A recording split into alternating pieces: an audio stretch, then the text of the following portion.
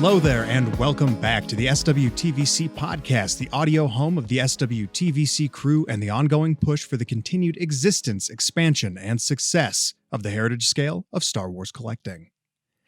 I'm your host, Evan Fries, or as you may know me on Instagram, at Mile High Ground, and today I am joined by my wonderful team members, John Lindquist, aka at The Vintage Concepts, and Lewis Cook, aka at Space Hut. Today we will be chatting about a few things, maybe, but definitely talking about vehicles. They're on everybody's mind. They're not on store shelves. So let's figure out what we can maybe do to spread some messaging, some word about that, get some excitement going, see what's out there, and, also talk about some of the things that do exist on store shelves that aren't necessarily in our beloved 3 3/4 inch scale.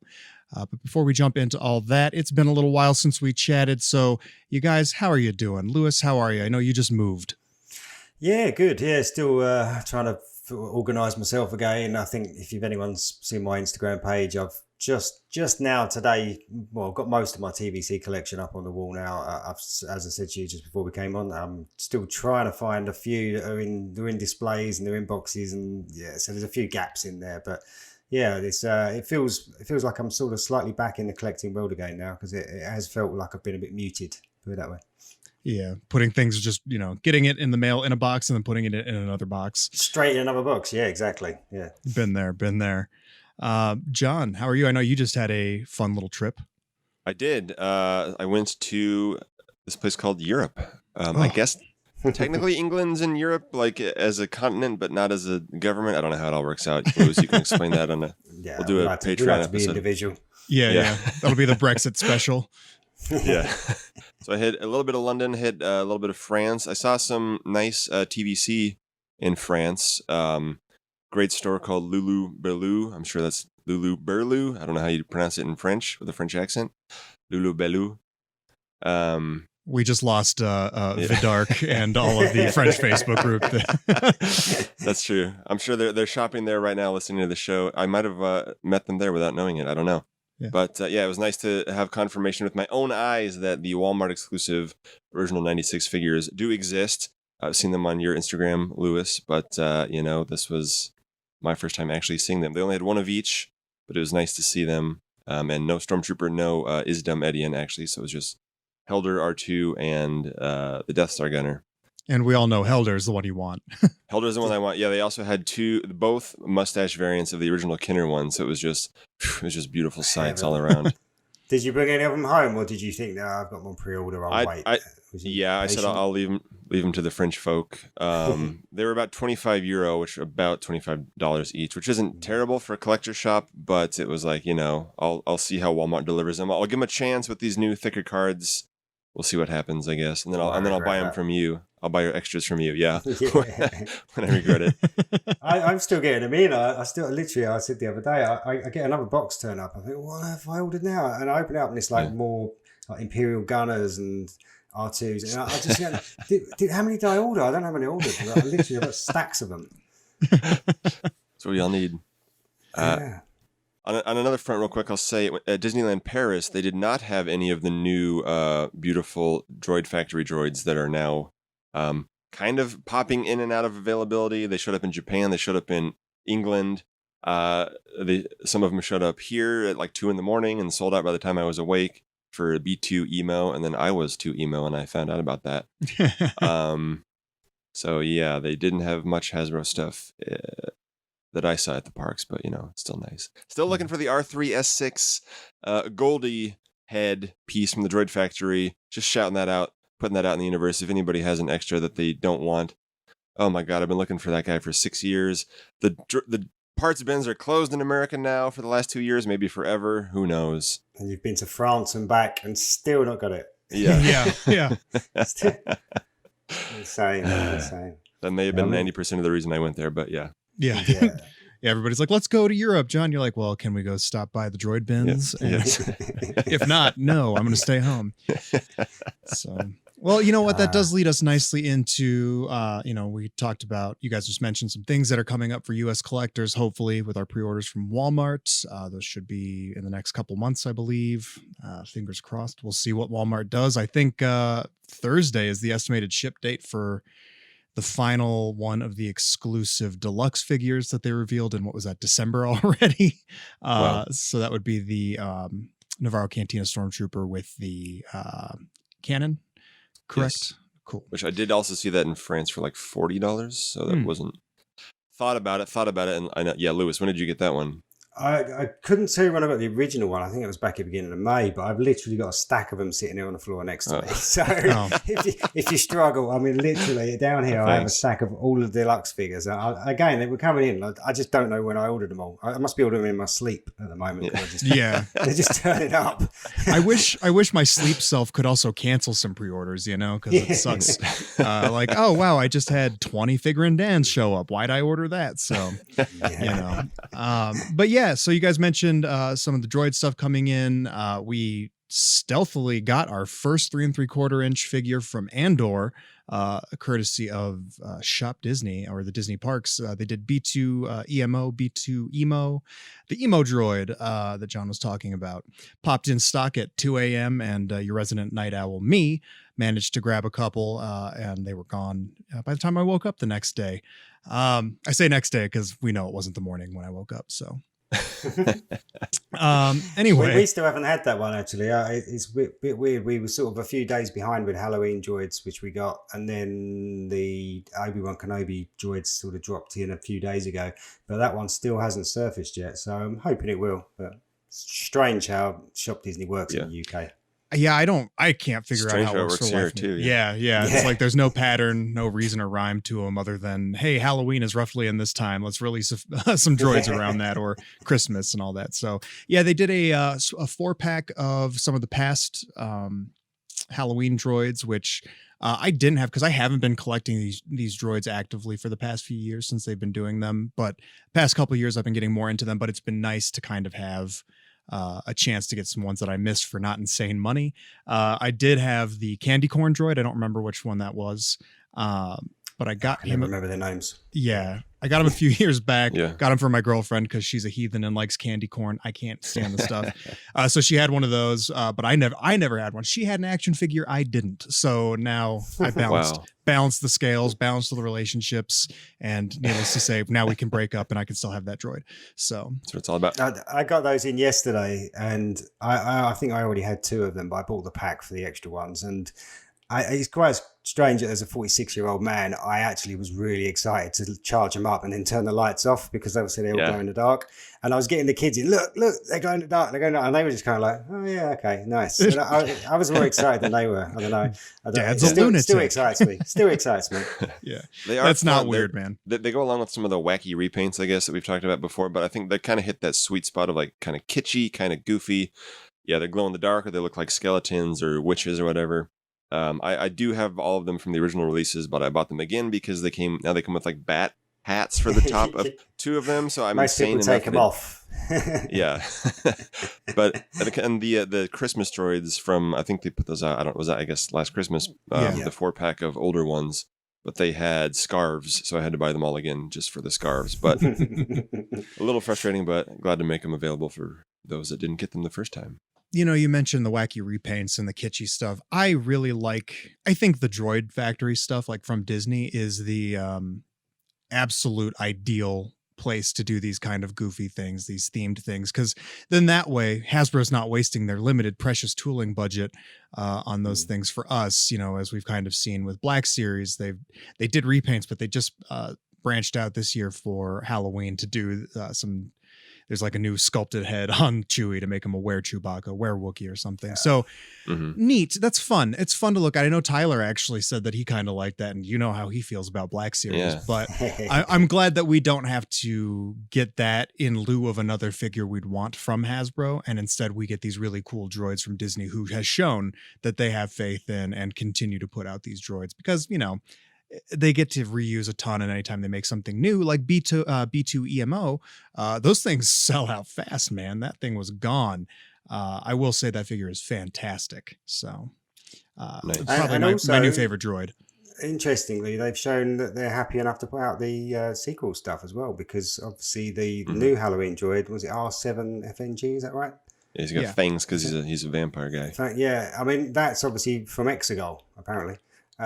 So we now Fun. have a droid from Exegol. We don't have the main villain, but we have the droid. Yep. So someone can lead that Sith army anyway. Yeah. There's probably some fan fiction where Ben Solo runs past a little vampire droid on his way to save Rey, but Somehow R7FNG returned. So. I will say, on the Obi-Wan pack front, I'm glad, some people are a little frustrated that it's the only way to get an articulated Ned B in 3 3/4. But for me, and Tyler's not here today, so we can say all this kind of stuff. He doesn't need to have 47 points of articulation. He doesn't do that much in the show.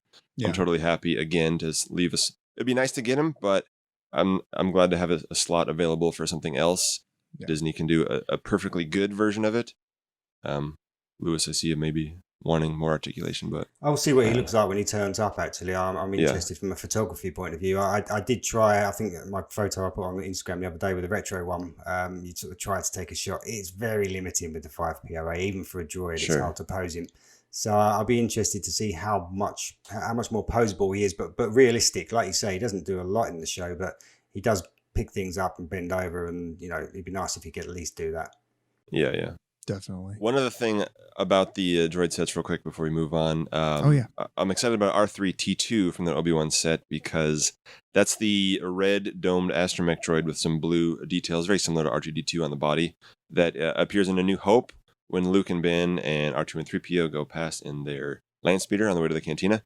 And he reappeared in the Obi-Wan Kenobi series. And Hasbro last made a figure of him in 2006 in the Entertainment Earth droid multi-packs, astromech droid multi-packs, and he was wrong. It was totally wrong, but he had brown deco on only the top half of its dome, when it should have had deco in between all the panels around the mouth area, I guess, underneath the big eye, if you want to anthropomorphize these droids. But when the film's desaturated, he looks kind of brown, but when he's more saturated, it looks red. I think it is red, but so I really never expected to get another crack at that droid. So I am glad that Disney filled that droid void. Exciting to see that. Very minor thing, but these are the kind of weird background wackiness that I really enjoy.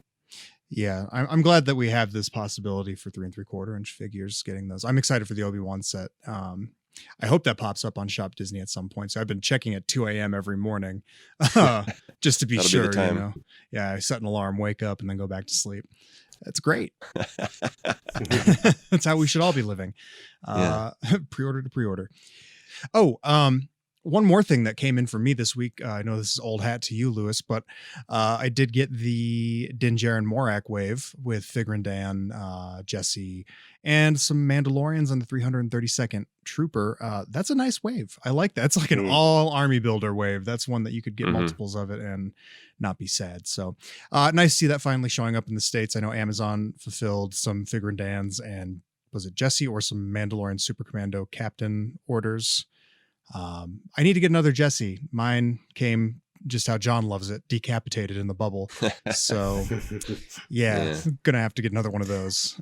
It's a little sad, a little too close to the Django clone. Sticking too close to that template, headless. All right. Well, did you guys get anything else fun in the mail, or just kind of? I got those. I got a whole stack when I got back from vacation. So I'm still slowly going through those, so I haven't opened those yet. We also got all 4 of the recent Gaming Greats figures in the last month since we talked to Shay Vizsla with the great new head, Lando with the coolest outfit in history in the galaxy. Oh, yeah. And then the 2 new Stormtroopers. I just cracked open the Commander last night, and I love the blue deco on that guy. The heavy assault guy is awesome. It's very hard for me to get him to stand for longer than a couple minutes at a time. He seems to be okay now, but he's kind of gotta lean him back. Yeah. It takes a bit of doing, but I've managed to get him to stand up. Nice. It's a lot of fiddling. Imagine if he didn't have rocker ankles. Yeah, that makes all the difference. Yeah. But no, it sounds like you've caught up then, actually, because if you've got, because I think that's about the last figure I've got is the Stormtrooper Commander then. So I think we're all so we need the E-Web neck and neck again now. We need the E-Web guy, and then should be hitting soon. OSU exclusives that you're struggling with. Finish the 96 exclusives. Yeah, so besides those, I think Lewis, we are caught up with you guys, just minus those. I just got in the Obi-Wan retro wave as well. And Boba Fett Morak is hitting targets in the US. Yes. I got to go looking for that guy. I went and looked in Denver at a couple stores that had it, and they were like, "No, get out. We don't want you here." And I was like, "Okay, well, it's cool." And then the next day they were all gone. So they're like, "We don't have that. We don't carry those." It's like, sweet.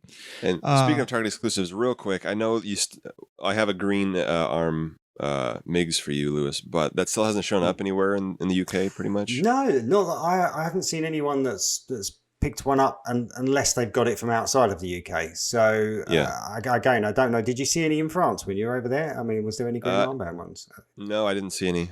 No, so I think it seems to be that the early figures that had the red armbands that have hit Europe and elsewhere, and I think those green ones are obviously what's hit America. So you've kind of lucked out in that regard. I don't. How hard is it to get the red ones over there? Are they plentiful? It's kind of a coin toss. Yeah, right. Okay. I got the red ones from my online order that we placed a few months ago or whatever, and the green ones are the only ones that I've seen. I've seen both versions in store, actually, I should say. Green seems to be a little more plentiful over here. But I think I've still got some more on order, because as soon as I realised there was variants out there, I went and kind of placed a whole load more orders for different, stockists, in the hope that if they get a later batch in, they might get the one that's changed. So, but saying that, I'm not sure if I've got any of those left or not. So I've got boxes that just come in daily, and I never quite know which order. I need to go back and check what I've actually got now. But there may be some orders still knocking around for them. I'll have to check. But that's great if you've got one. We're getting close. We're getting real close to being caught up finally. The moral of the story is patience is a virtue. But move to Europe if you want to sit there and get on Instagram. Yeah, you really want stuff early for sure. It's tempting, man. I'm still itching for that Morak Boba. It's killing me that it's just so close yet so far. Oh well. Well, anyway, guys, do you want to jump into the big topic of the day for this episode? Yeah, let's do it. Yeah. Punch it, should I say. Oh, yeah. We're talking vehicles today. We've got some coming soon to TVC. We've got an all-new speeder bike was in the pipeline for Return of the Jedi 40th. That's awesome. Even though there was already a perfectly good one. We've already talked about that they seem to have forgotten or lost the ability to use that one. But hey, I'm not going to ever complain about something that's all new at modern standards. So I'm excited for that. Plus it's a high mileage thing. They can get it out there for tons of different figures, tons of different media properties. Exciting. Then we're also getting a repack or barely redecoed Slave One, aka Boba Fett Starship. We're getting that at some point with a really nice Boba Fett figure and a ridiculous price point. But those are the vehicles that we have in the works coming our way for the vintage collection. It's been a while since we've really gotten a new vehicle in the line. When was the last new vehicle we got? Was it the ITT? Yes, and of course the Razor Crest, but that's outside of HasLab. That's always the caveat we got to say. But it's been a little bit, and the only it was an exclusive, but the only one in stores in 2021 was Antok Merrick's X-Wing. Mm-hmm. Was that 2022? I don't even know what year it is. That was 2021. Okay. And so it's been a minute. Yeah. It's good to see that there are some vehicles coming, but that is why we're here today to just chat about,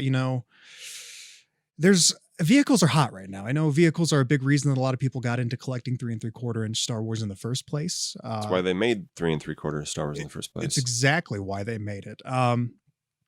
80s, 90s, you had small, what was it? Micro Machines and Action Fleet, lots of small vehicle things. And then you saw budget vehicles as they were kind of reducing the budget and whatnot for 3 3/4 inch offerings, simpler vehicles, out of scale, whatever. But there's been, in the history of it all, some incredible vehicles to this day, including like the Razor Crest.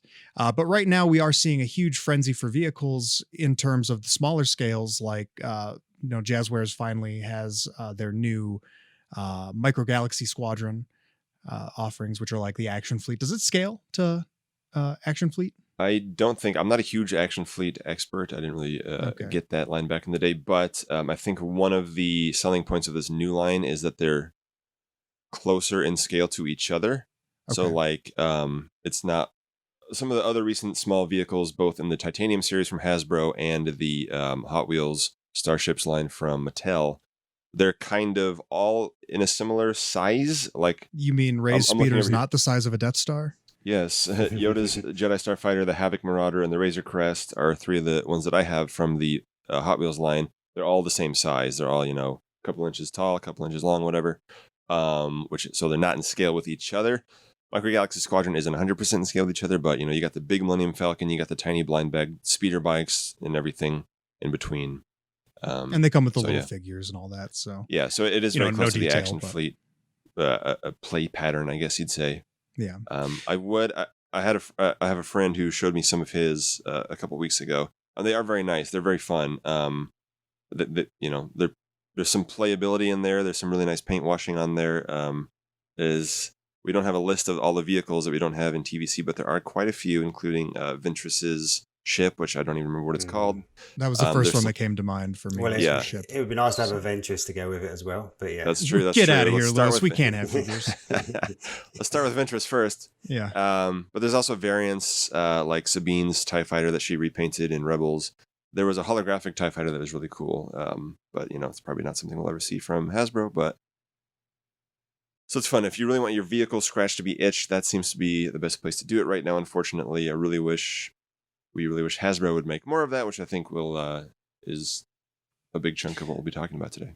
Well, yeah. So it's a vehicle-driven line, which makes sense, and TVC is a figure-driven line at this point, which is also good. And I think that's kind of why I put in here on the notes talking about Mission Fleet, which is Hasbro's vehicle-driven line, but it is still equally vehicle and figure, aimed at the younger crowd, simpler figures. I think when we were talking to Patrick at Celebration, where he had mentioned that things come to Mission Fleet first because it is simpler, easier, faster to produce, which makes sense. It's not near the amount of detail and quality that, say, Vintage Collection or even Black Series gets. So it's understandable that that more kid-friendly line is what's going to be on the toy shelves first. But yeah, it's kind of just, to me, and stop me at any point if I start going off on a weird tangent that seems inappropriate or totally wrong. But with Mission Fleet, it's figures and they're simple, but then the vehicles are nice, but it's like, why couldn't this just be an inch and a half bigger or an inch and a quarter bigger? Why did it have to be a whole new scale? Not that I want to advocate for 5 POA 3 3/4 inch figures, but I don't know, man. It's kind of hard seeing those vehicles get such a spread, and especially some of them are vehicles that we really, really have been asking for a long time in 3 3/4 inch, and seeing those happen. And the line, as someone who just frequents toy aisles, I don't know how well Mission Fleet's selling. I don't ever see it move. I've seen the same Mission Fleet stuff at all the stores I've gone to every time, for a long time. I don't see them move frequently. So it's hard to say because I think they keep the same items in rotation for a long time, like a year, I don't know, 6 months to a year or whatever. Yeah. Whereas with TVC and Black Series, we're more used to them kind of or they should be refreshing every couple months or whatever. Yeah. So especially when it's figure driven, you want to refresh the figures, whereas vehicles, I guess it makes sense for them to have a longer shelf life. But yeah, and I get that, like, so when TVC went away in 2012 and production costs were rising a lot, as you mentioned earlier, Hasbro moved to 3 3/4 inch vehicles outside of the Vintage Collection. They moved them to those incredibly sort of hollow, cheap, small vehicles to keep them at a $20, $25 price point with, smaller versions of the Slave One, smaller versions of the Jedi Starfighters, stuff like that. And then the Rebels line continued that with, I have them behind me. I still like the sculpts, the AT DP and the Inquisitor's TIE Fighter, stuff like that, which it is simpler. And that sort of continued on through all the Disney movies with, the Force Awakens vehicles were a little more simple, even all the way through Solo. Yeah, so I don't know why they had to. I guess they didn't sell as well as they wanted them to. I like the vehicles for what they were. I know, nerf being the big dirty word here that everybody hated in the Rogue One vehicles, but I don't know. You got to add playability where you can. So I don't know. Whatever factors contributed to them not wanting to, probably retailers not wanting 3 3/4 vehicles anymore. Hasbro said, "Look, I don't know. 2.5 inches, a whole new thing." Yeah. I don't know. It's very frustrating. I think. But, I mean, obviously, it's like you say, the mission fleet is geared towards children, so they can get away with being slightly cheaper, slightly less detailed. They can put Nerf guns on them, and anything like that, because they can say it's a children's line. And I think when, like you say, before you even said it, John, the first one that was sticking in my mind was the Solo Falcon, because I mean, I don't know anyone that says, "Oh, I love that vehicle." I mean, everyone just goes, "That thing's trash," especially if you've had some great Falcons over the years. And I think as a collectors, that's not what people want to see. So it sort of put that 3.75 scale in a weird position where they were trying to sell it to collectors, but really they were still trying to make it a toy at a lower price point. And it didn't really fit either sort of category, did it? And that's why, I mean, I'm talking anecdotally because I don't know how well they did or didn't sell, but I don't feel that a lot of those did well. And I think that's probably why Hasbro got a bit frightened to give us vehicles, and or to certainly pull their horns in a bit and look closer at, well, what vehicles are we going to put out there? And they have done some great ones since. I mean, as we said, the ITT is a great vehicle. The assault tank, one of my favorites. So I think with those, they nailed it because they got the detail and they made them what they should be, which is what we want to see them as, which is screen accurate. I guess once they go bigger, it's harder for them to do that unless you're sort of talking about HasLabs, Razor Crest. And I guess it's just that balance with the size of the thing versus the detail. Yeah. Yeah. And I've said before, like, I don't know if I need, if there's a way to get a Rogue One Imperial combat tank out that's not $80, that doesn't have, a million different sculpted parts inside the tank that you're going to look at once and then say, "Oh, neat," and then put it on the shelf and never look at those parts again. Most of us are probably going to do that. A little bit better than the Solo ships, I guess, a little more detailed than some of that, but they display well, for what they are. And then it's weird because like the Slave One that's coming out, the Boba Fett Starship that's coming out again, that was originally designed for the Clone Wars line. It's very simple on the inside. There's very few moving parts.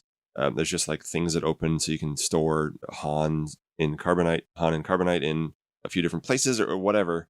So I don't think they're still trying to pass it off as a TVC vehicle. I guess I would like more vehicles like that aren't, but I don't know, but that's still, a repack of a repaint of a repack, and it's $200. It's more expensive than it's ever been.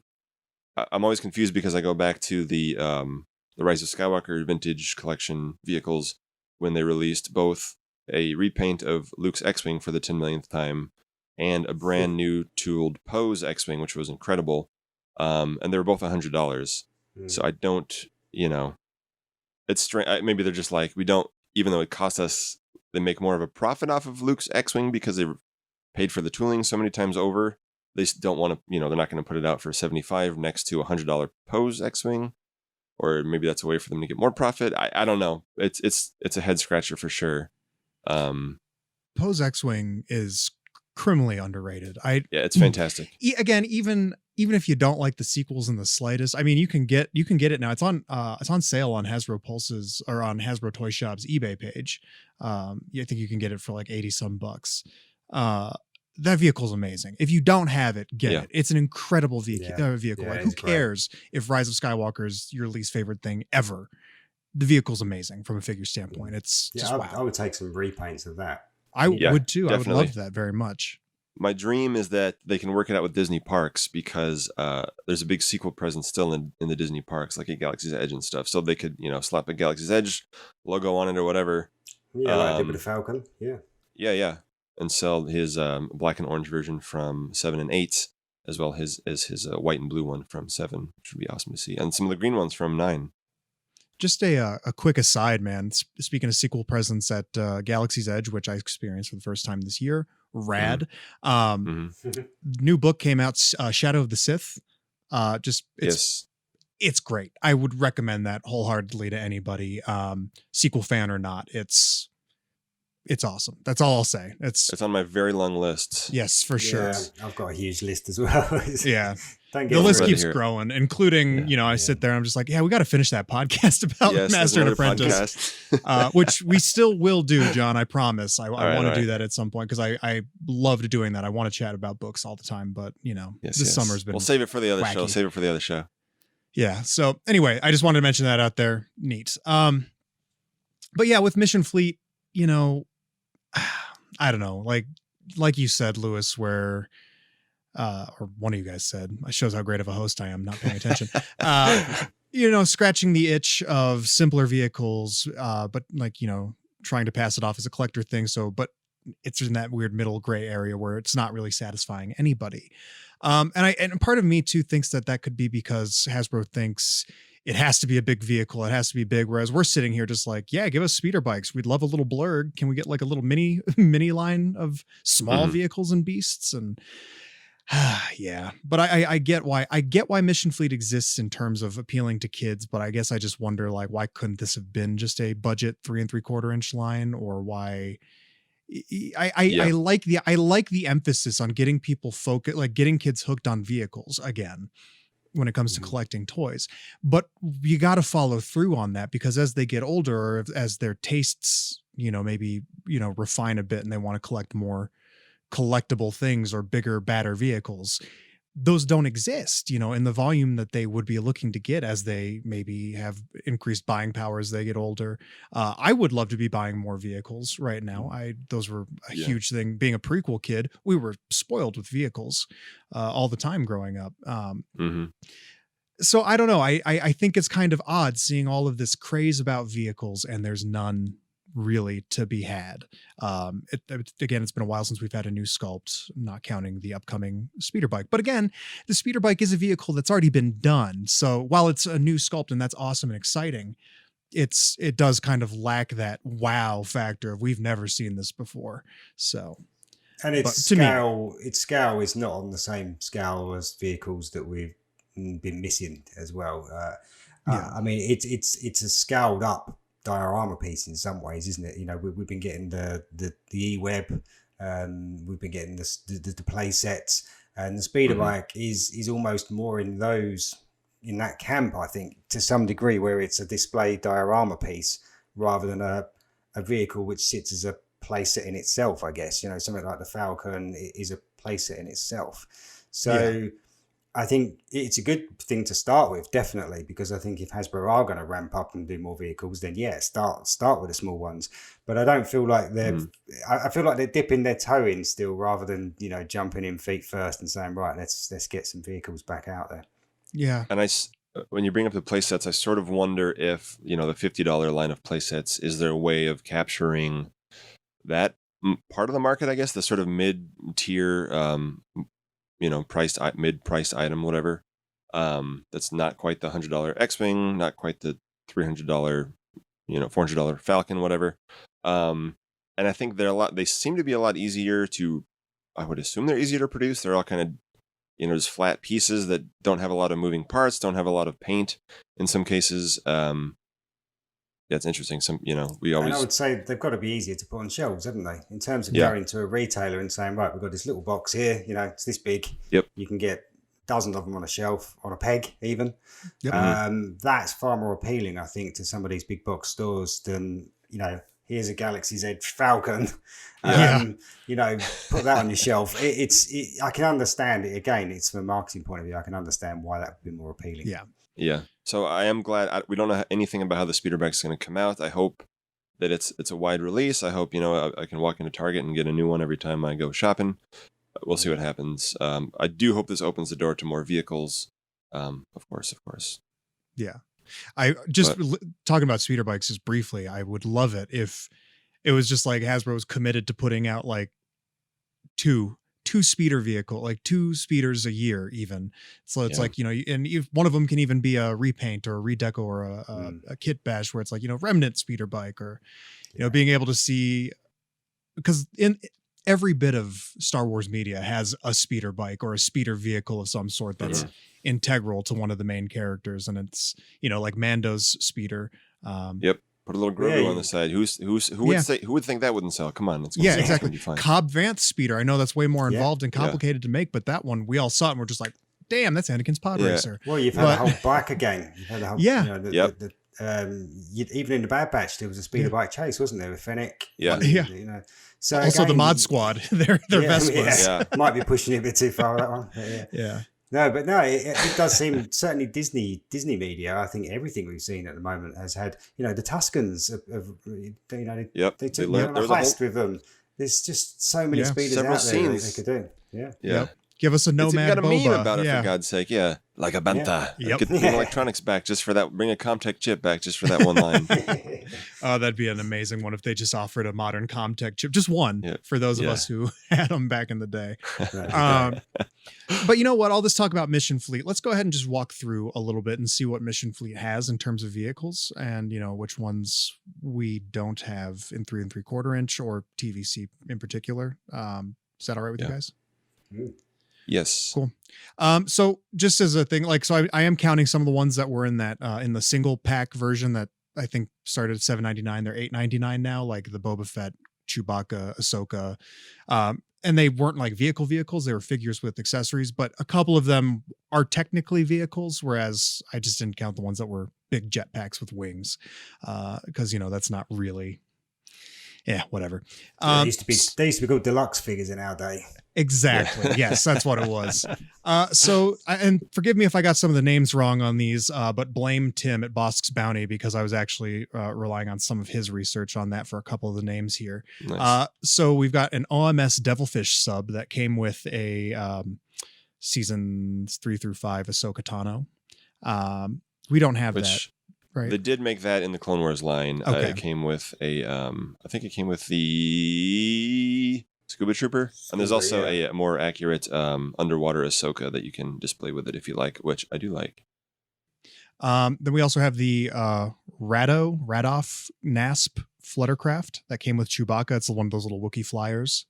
Which was released in 2005 in the Revenge of the Sith line. Yes. So then we got a little Sith probe rider that looks kind of like evocative of Maul's spider legs. Came with Darth Maul Clone Wars. It wasn't something we saw in media, I don't think. So it was an original creation to kind of justify making a little plastic lump to sell with him and for a higher price. And we've got a Stap with battle droids. So I know we have Staps, but it'd be nice to see one again, in my opinion. We got an ATRT with Captain Rex, Bark Speeder with Obi-Wan, and then they reissued it with Anakin. I'll say real quick, repacked it. Sorry. I think both of those would do well in TVC. There's there's a lot of hunger for Clone Wars related stuff. Mm-hmm. I think we can all chime in with a little bit of things on these if that's okay. Yeah, please pop in whenever on these. Yeah. So. Because in 2005 the ATRT they had an electronic one that walked, and then they did another Clone Wars one with a little bit of articulation, but they could really do a lot with the legs and, make a new ARF trooper, a new ATRT driver. I really want, what was his name? Hound, whatever. Sergeant Hound. What's his name? Yeah, I don't know. He's awesome. Okay. I was going to say, don't ask me. I don't know. I don't know if it's a sergeant or not, but yeah, definitely Hound. I think it's, and then he has a little massive. He's not technically, and he's somewhere between an ARF trooper and an ATRT driver. Anyway, that's an aside, but yeah, those would be cool to see again. Yeah, and the Bark Speeders too, since we have Anakin and Obi-Wan, and they were just reissued in 2020. Granted, they're hard to get again, so because I wanted to get another Obi-Wan to put on a Mando body, but snooze you lose, like I do. Wow. Let's see, we also got the Mandalorian speeder bike that came with Mando and Grogu, and it even had like the little pram that you could attach with Grogu, so neat. And even the bag, the little satchel. I mean, come on. Yeah. TVC. Yeah, it's like that's one. Come on, man. We saw that so many times. Blurg, that's a sore spot for us. It's been released, I think, 2 or 3 times in Mission Fleet, with once with Quill, and then another time with Din, and I think a Stormtrooper.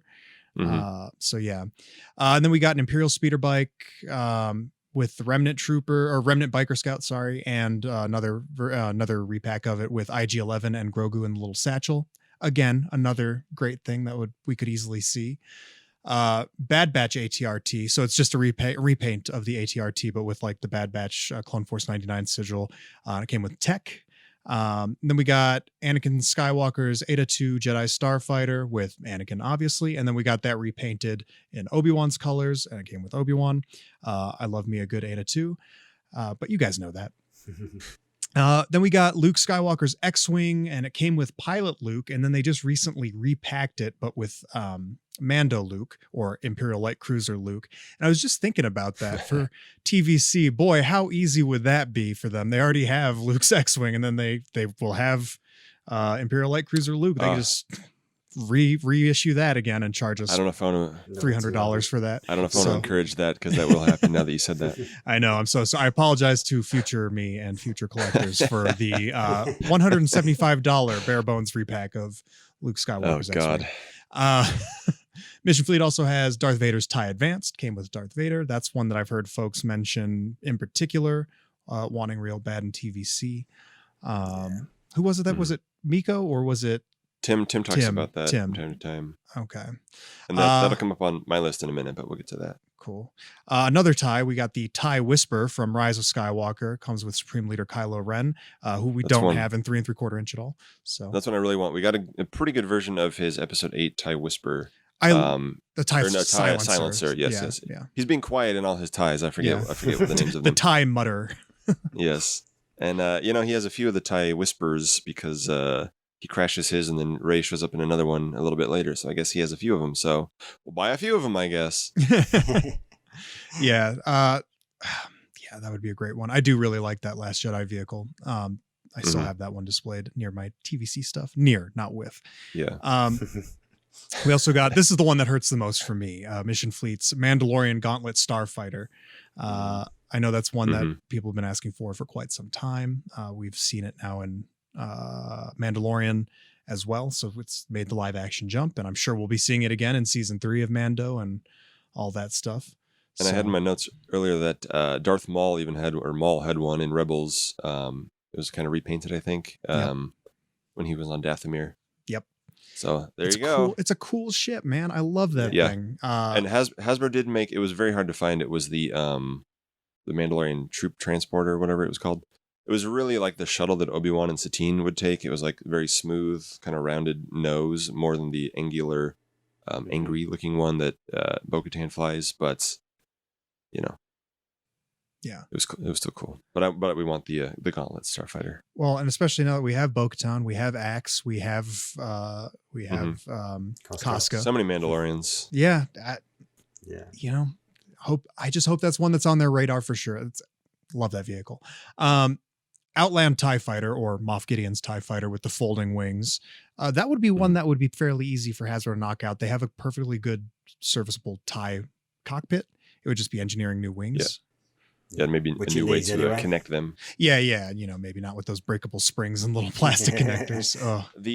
I will say I saw the Micro Galaxy Squadron one, and that was interesting because it has the wings fold up, of course, but the little landing gear that come out of the center pod, they're a separate piece on that toy. So like you kind of lower it down into the middle, like they're on the display stand, which I thought was a little fun way to do it. Oh, that is interesting. But that's another vehicle that we really need to complete. We're so close. We're like 90% of the way there for the Navarro Cantina displays. We always say, of course, we need the client. We need Season 1 Grief. We need the Remnant speeder bike. There's things I'm forgetting. I know. Don't yell at me. Grogu in a satchel. Yes, Grogu in a satchel. But the Outland TIE Fighter being a large part of that. Yeah. So. Yeah, and again, that's not super crazy outside of the realm of possibility to be made. So it's not like asking for a brand new Havoc Marauder or anything. Yes, we Mission Fleet also has the Millennium Falcon. We're good. We got that. Although I would love to see, talking about Solo, I would love to see them do a pass of that, but with the extra parts to make the Solo Falcon. That'd be fun. Love that look. The Razor Crest, again, we're set on that one. That HasLab crest is a chef's kiss work of art. Then Boba Fett Starship. Sorry, I say it dumb every time. That's coming to Mission Fleet soon. And then Ahsoka Tano's Delta 7B Jedi Starfighter. This is one that I got to stop for a second. So with the Micro Galaxy Squadron, there's the Obi-Wan Starfighter, and that's also a Delta 7B. But it's being sold as his Attack of the Clones one? No, that's wrong. It's a 7A. So in the movie. Yes. So get out of here with that crap, Jazz Wars. And I'll say we do have Ahsoka's Delta 7B in the Clone Wars line.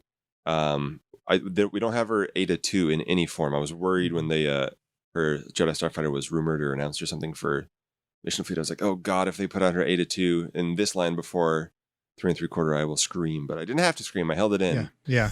One of the few times you didn't have to scream. Yeah. But her, if ever they make another Eta 2, I would love to see hers in the line. So yeah. Yeah. Then we got an airspeeder, and that comes complete with the breakout star of Obi-Wan Kenobi, Sully Stark. Can't wait. And then upcoming, it looks like we've got an Eope with Ben Kenobi coming, which we've got that Ben Kenobi coming to TVC. And then this one hurts. The Inquisitor transport is coming to Mission Fleet. So yeah, I think that would be great in TVC. But again, we need the Inquisitors. So. Yeah, that's true. We got Reva. Mission Fleet does have more Inquisitors than we do. They're getting the Grand Inquisitor. Oh my God. So yeah, I don't know, man. That's Black Seers will never have that Inquisitor transport, even though they can have all the Inquisitors. So it's all everything's a monkey's paw kind of wish for every specific collector. Yeah, you get something, but someone gets the other thing. Yeah, I got to be honest. I don't need the Sith Probe Rider in TVC. No, I don't either. And I'm relatively happy with the ones that exist in the previous lines of these other vehicles. But the Eope needs an update. That's kind of, again, we were discussing kind of a creature, kind of a beast of burden, it's a vehicle in some ways. It's, horsepower of 1, but it gets someone to, from point A to point B without walking. That's a vehicle. That's true. That's true. Yeah. The other ones would be a nice little guideline for Hasbro to do. Yeah. Another guideline they can use is the original Kenner line, of course, similar to our Finish the 96 coverage. I just wanted to take a look at what was in the original Kenner line in the vintage look for Hasbro to bring back. They've done a lot of them already, and we'll talk about them right now, if that's all right. Absolutely. Yeah. So in the Star Wars line, I wanted to start with the original design, the Imperial Troop Transport, which, of course, was brought into Rebels and was brought into The Mandalorian, which resulted in the TVC vehicle in 2020. So we don't have a Star Wars box version of it, if anybody cares. I'm good with the one we have. Kenner also had the Land Speeder, which was brought into TVC in 2011 via a repaint of the 2002 version. The X-Wing Fighter, which was brought into TVC in 2013 as Biggs's X-Wing, as an update on the larger sculpt, but on the red background matching the Kenner one. And then in 2019, we got Luke's version on a newer style of box, newer image on there. For the TIE Fighter, we got a small-winged white version in 2011, and of course the big wing, fall-off wing version in gray in 2018, which removed the springs. That's all I'll say about that. Yeah. Kenner, later in the Return of the Jedi line, they offered a quote-unquote battle-damaged version, which was just an extra bunch of stickers in there. Is that something you guys would want to see for perhaps Return of the Jedi 40? I'd like to see the vehicle. Yeah. I could take or leave the stickers. Yes. Yeah, as I say, not the stickers but themselves, I mean, obviously it'd be weathered more, wouldn't it? I think if it's TVC now. But I was always envious of anyone as a child who had that battle damaged version, because I had the original one, and it was going, I want one that's got flames. And I think it's quite a nice, different. It's nice variation, I think, to have in the collection. And as you say, with the 40th coming up, it would be a nice one to throw out there. I'll take it. And they did have some like sandy TIE fighters in the Force Awakens line. There were repaints of the regular versions. They weren't the most exciting things ever, of course. It was just kind of the same thing with some airbrush junk on the side. They could do something like that if they really wanted to, just pay homage to that vehicle. But I haven't seen anybody asking for that. But I'm asking for it. So here we go. The other TIE fighter in the vintage line was, of course, Darth Vader's, as you mentioned, which has never been in TVC. I think that'd be a great candidate. The Power of the Force 2 one from like 97 wasn't, I don't think it's that bad, and it was re-released over the years. Including the original trilogy collection, yeah? Yeah, I think so, yeah. Because I have that one. Yeah, I didn't get the Power of the Force 2 one, but I got one of the later ones. It was also in the Saga collection, and I believe in 30th. And then in the Shadows of the Dark Side line, I think it was Shadows, they had a big set with Luke's X-Wing. That's when they updated the cockpit on that. but it was just yet another straight repaint, re-release of the Power of the Force 2 one. So I can live with that one. I don't hate it, but I do see people asking for that one in TVC. Most people want it for the box as well, though, don't they? Yeah. Just put the old one in the box. Who's gonna care? Some updated deco charges $200. Yeah. Another, beast of burden is, of course, the Dewback, which was never in TVC. Again, not really a vehicle. It was in the Legacy Collection and the Episode 1 version. It was really based on the Episode 1 CGI model, so it's not quite 100% accurate to A New Hope, whether the original version or a special edition. Now we have Dewbacks in Mandalorian. What's up? Well, I was going to say, Black Series also got this one in the vehicle line, so... Yes. Scales. The Legacy Collection one isn't bad. The Black Series one is quite nice. When he runs off, another little beast of burden. So yeah, they could, I don't know, add some new legs, add a new head that's more accurate to A New Hope. It's okay. So this is the big one, I guess, from A New Hope. The last one from A New Hope is the Sandcrawler, which I see come up on a lot of HasLab lists. It is never in TVC. Hasbro released one in 2004 based on the original Kenner one, and Disney Parks released one in 2018 that was larger, had electronics. It's not quite fully in scale. There you go. Lewis has it right there. Mine sits above me every episode. What do you think of that one, Lewis? I actually quite like it. I mean, it's got that weird white fleck on it, hasn't it? Which I think it didn't really need. As a vehicle, it's got some great little features, some great little buttons. It's got the little lift on it. So it's got a lot of playability, if you like, and obviously, but features you can use.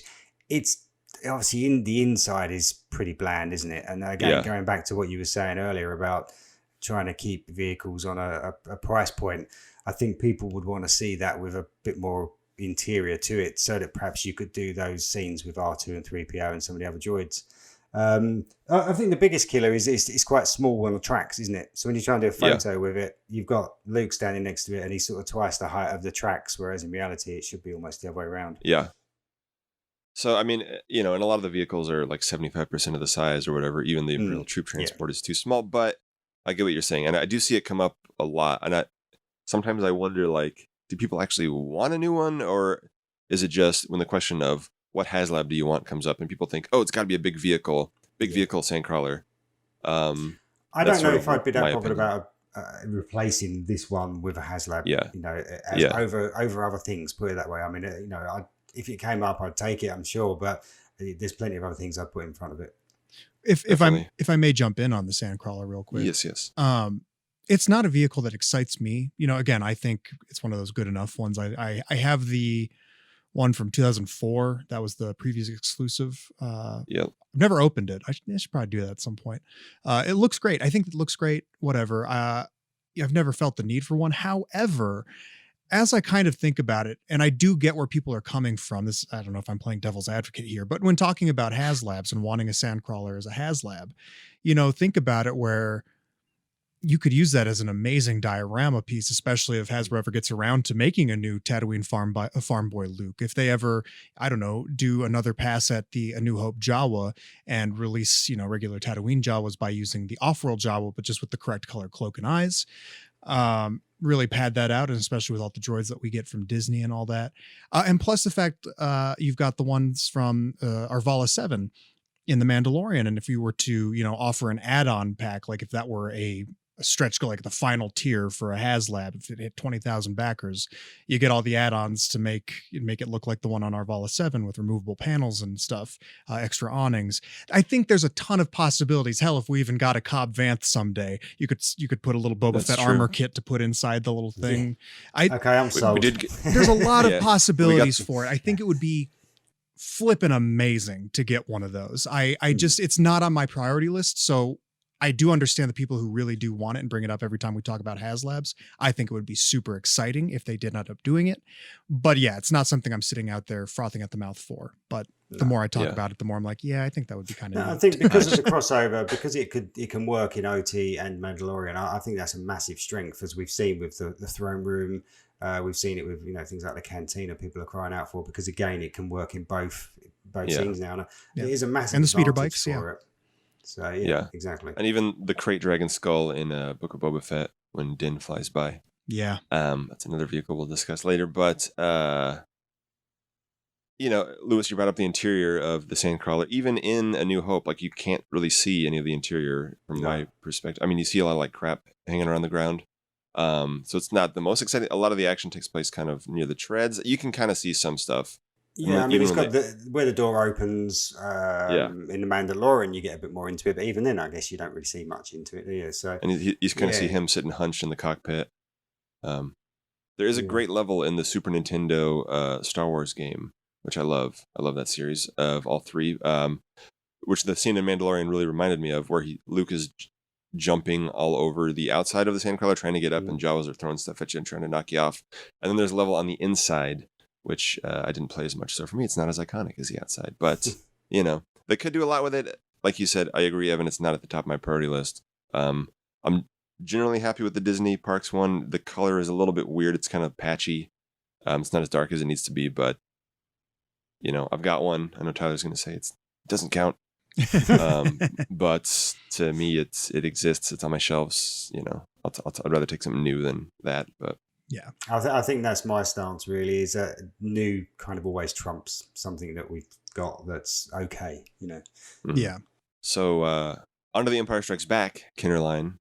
Again, Beast of Burden Tauntaun. We got one in TVC in 2011. We still need the split open belly version, as Kenner did, which Hasbro had done one earlier, more of a trapdoor thing.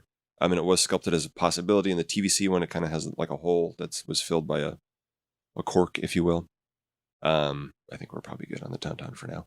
The Rebel Armored Snowspeeder was brought into TVC in 2011, I believe. It was a repack from the Shadow of the Dark Side one, again showing how a parallel figure line can sometimes feed into TVC. It doesn't always have to be, so different and cheap in 5 POA. It can still be good and solid, and maybe not a billion points of articulation, whatever. Anyway, that's another conversation. But I do still want a repaint of that for the Snowspeeders with orange detailing on them, because this one is the 2011 one, and I guess the vintage one is based on Luke's speeder, where it's just gray and gray details, but Wedge had some orange details on there, which I'd love to see again.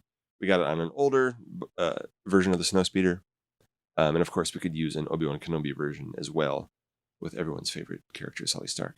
Mm-hmm. Or one with Wade. That's true. Scene stealer. That's too sad. Yeah. One that can somehow fit Obi-Wan, Tala, and Leia in a 2-man fight, plus Sully in a 2-man fighter. But I want to see a deleted scenes of just like all of them just like huddled in there. From the same Battle of Hoth, of course, there's the AT-AT, which was also introduced in Shadows of the Dark Side first and brought into TVC in 2010, and that awesome Toys R Us box. So we're probably good on that. Slave 1 has again been released in TVC so many times. We got 2 versions of the Empire Strikes Back box. I think we're probably set on that. There's more to be done with it on the interior, but I'm happy with it. It looks good. It's fine. And yet about it again, because I'm a sucker.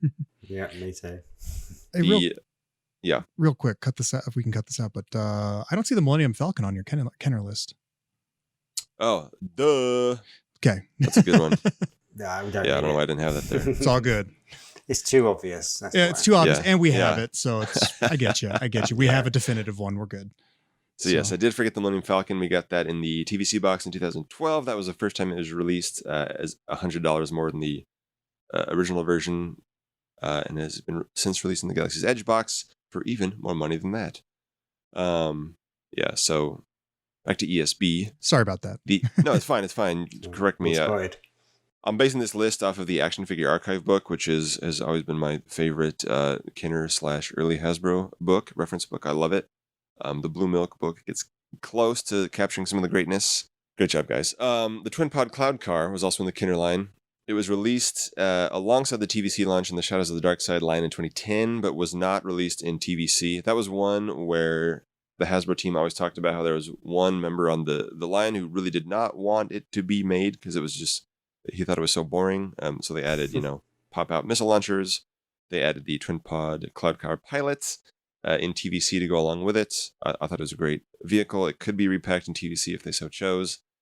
I don't need it to be. It would have been great for the ESP 40th, some low-hanging fruit, but alas, here we are, almost 3 years later. Yeah, a lot of these were great candidates for a reissue in 2020, but yeah. Yeah. One thing that was not in TVC, not really, the Scott Walker AT-ST based on the Empire Strikes Back version, the original, stop motion puppet thing that kind of passes by Luke a couple times. Of course, that version was released by Kenner, then re-released again by Hasbro a couple times, both as the ESB and ROTJ versions. And then the Return of the Jedi version from Legacy Collection was repainted as a Hoth version, which was not really correct, around 2010-ish. But we don't have the Empire Strikes Back version in TVC or in a modern format. Is this something you guys want to see? I don't really need to see it. I think I've I'm got happy enough enough of them, to be fair. Yeah. When Walmart was blowing out those Black Series 3 3/4 inch ones, I picked up a few. They were like $15. So I'm a little bit Scout Walkered out at the moment. Yeah. I mean, although there is a demand for it. I mean, look at the one that they did for Mandalorian. I remember getting that thinking it was overpriced. I got another one on clearance, and now the price for that thing is insane. So and it sat for a while actually. It did. It just sat around. It was not hard to get. And then it became high demand. Yes. Yeah. So people waited for clearance just a little bit too long on that. Yeah. It's a gamble, folks. Yeah. Another one was Darth Vader's Star Destroyer, which was more of a playset. It even says playset on the box. And the Star Destroyer topped our most wanted playset poll last year. The great concept by you, Lewis. I think it was more of a playset back then. It just had the exterior of the Star Destroyer kind of on the top, and the general, pizza slice shape of it. But that's definitely something I think would work better as a playset than obviously a 22-foot vehicle or whatever, how long that would be. Yeah, I catch myself thinking that when people are like, yeah, I want a Death Star or, Rebel Blockade Runner or, these really huge, massive ships. I get that. Ships, yeah, that's rad, but like, come on, man. Let's just do the play sets. Let's just get the pieces of them to do the scenes inside. That's all you need, really. Yeah. That's one where it's like, you know what? Get the Action Fleet version, or sorry, not Action Fleet, the Micro Galaxy Squadron, or the the Hot Wheels model if you want to composite a photograph with it in the background. So I do wonder how it would look in Micro Galaxy Squadron if they're keeping it kind of more or less quote unquote in scale, because it would still be huge. Like it would be like what, like 5 feet, 6 feet? Well, thinking how small the Falcon is on the back of it, it'd be enormous. So I don't know. That thing would have to be like 10 feet big. Yeah, it's nuts. So speaking of another big old ship that doesn't really come up on any lists ever is the Rebel Transport, sort of the tuna ship in the background of, in Empire Strikes Back that escapes Echo Base. Never been made in TVC, never remade since the 80s. It was kind of a collector case back then. I don't know if you ever had that one, Lewis, but... Funny enough, I actually put it back in a box today just to put it into storage because I didn't know where to put it. But I had that. It's probably one of my earliest vehicles. And again, I used it more as a play set. I think the way I kind of... Because when you took out the tray, the figures, because it had a sort of like a sorting tray for figures to go in. When you took it out, it had like a pattern on it of like pipes and electric, and it kind of felt like an interior of a ship. So you could actually sort of do quite a lot with it almost as a play set. But yeah, it was... it's a strange one, I guess, because it's not one that I hear people much saying, oh, we really need that in TVC. Again, I think it's very underscaled for what it should be. And it's going to be ridiculous if you made it bigger, Yeah, and in the movie we don't see the interior, I don't think. Not more of no. I don't know. Just kind of thinking. So you said it was more of a storage case, display case, or not display case, but like storage case for figures. Yeah. Yeah, it had like the slots in it. Yeah. Carry case. Yeah. It had a handle on top, right? Yeah, which actually it sort of went through the middle and you twisted it and it locked in. And that's my one has snapped. There's the one thing on it that isn't working properly because I guess I overloaded it with figures and too heavy and the whole thing just went. But so you can't pick it up with that anymore. But yeah, it worked really well. What if, now just shut me down if this is stupid, but like what if they made one of those big ships and it was a big kind of like carry case style thing, modern. So it looked great on the outside, and on the inside you could flip it open and it had just like a display with like pegs where you could just display TVC figures. It's not necessarily screen accurate of that vehicle, but it was like with a backdrop of some kind to be like, hey, look, you can put your figures here and pose them, and they have pegs.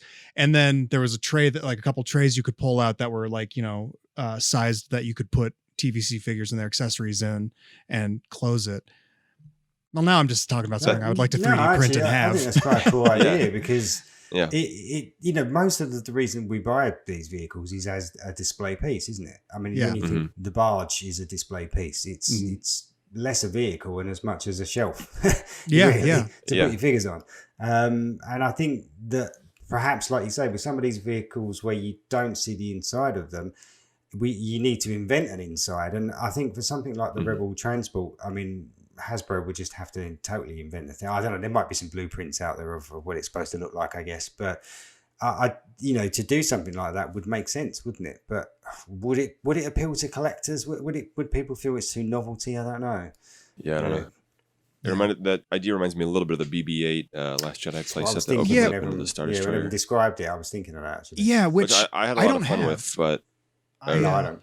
I meant to get. I found it for $40. I didn't get it, and not because I didn't want it. I just didn't have the spare $40 at the time I was in the store, because that was 2017. I was only a 27-year-old that struggled to have $40. Well, but yeah, that's a cool one. I don't know. I kind of think back to like the C-3PO and Vader head carry cases. Yeah. Like, what would a modern equivalent look like, where it's got like a little sealed spot where you could put the figure and their accessories in, and they're not just getting lost all over the place? Like, what would a collector's version of that look like? A little tackle box for all your extra accessories, all those damn with like the extra stickers too. That it's like, you can put the sticker for this is Luke's spot, this is Vader's spot, it's Obi-Wan's spot. So anyway.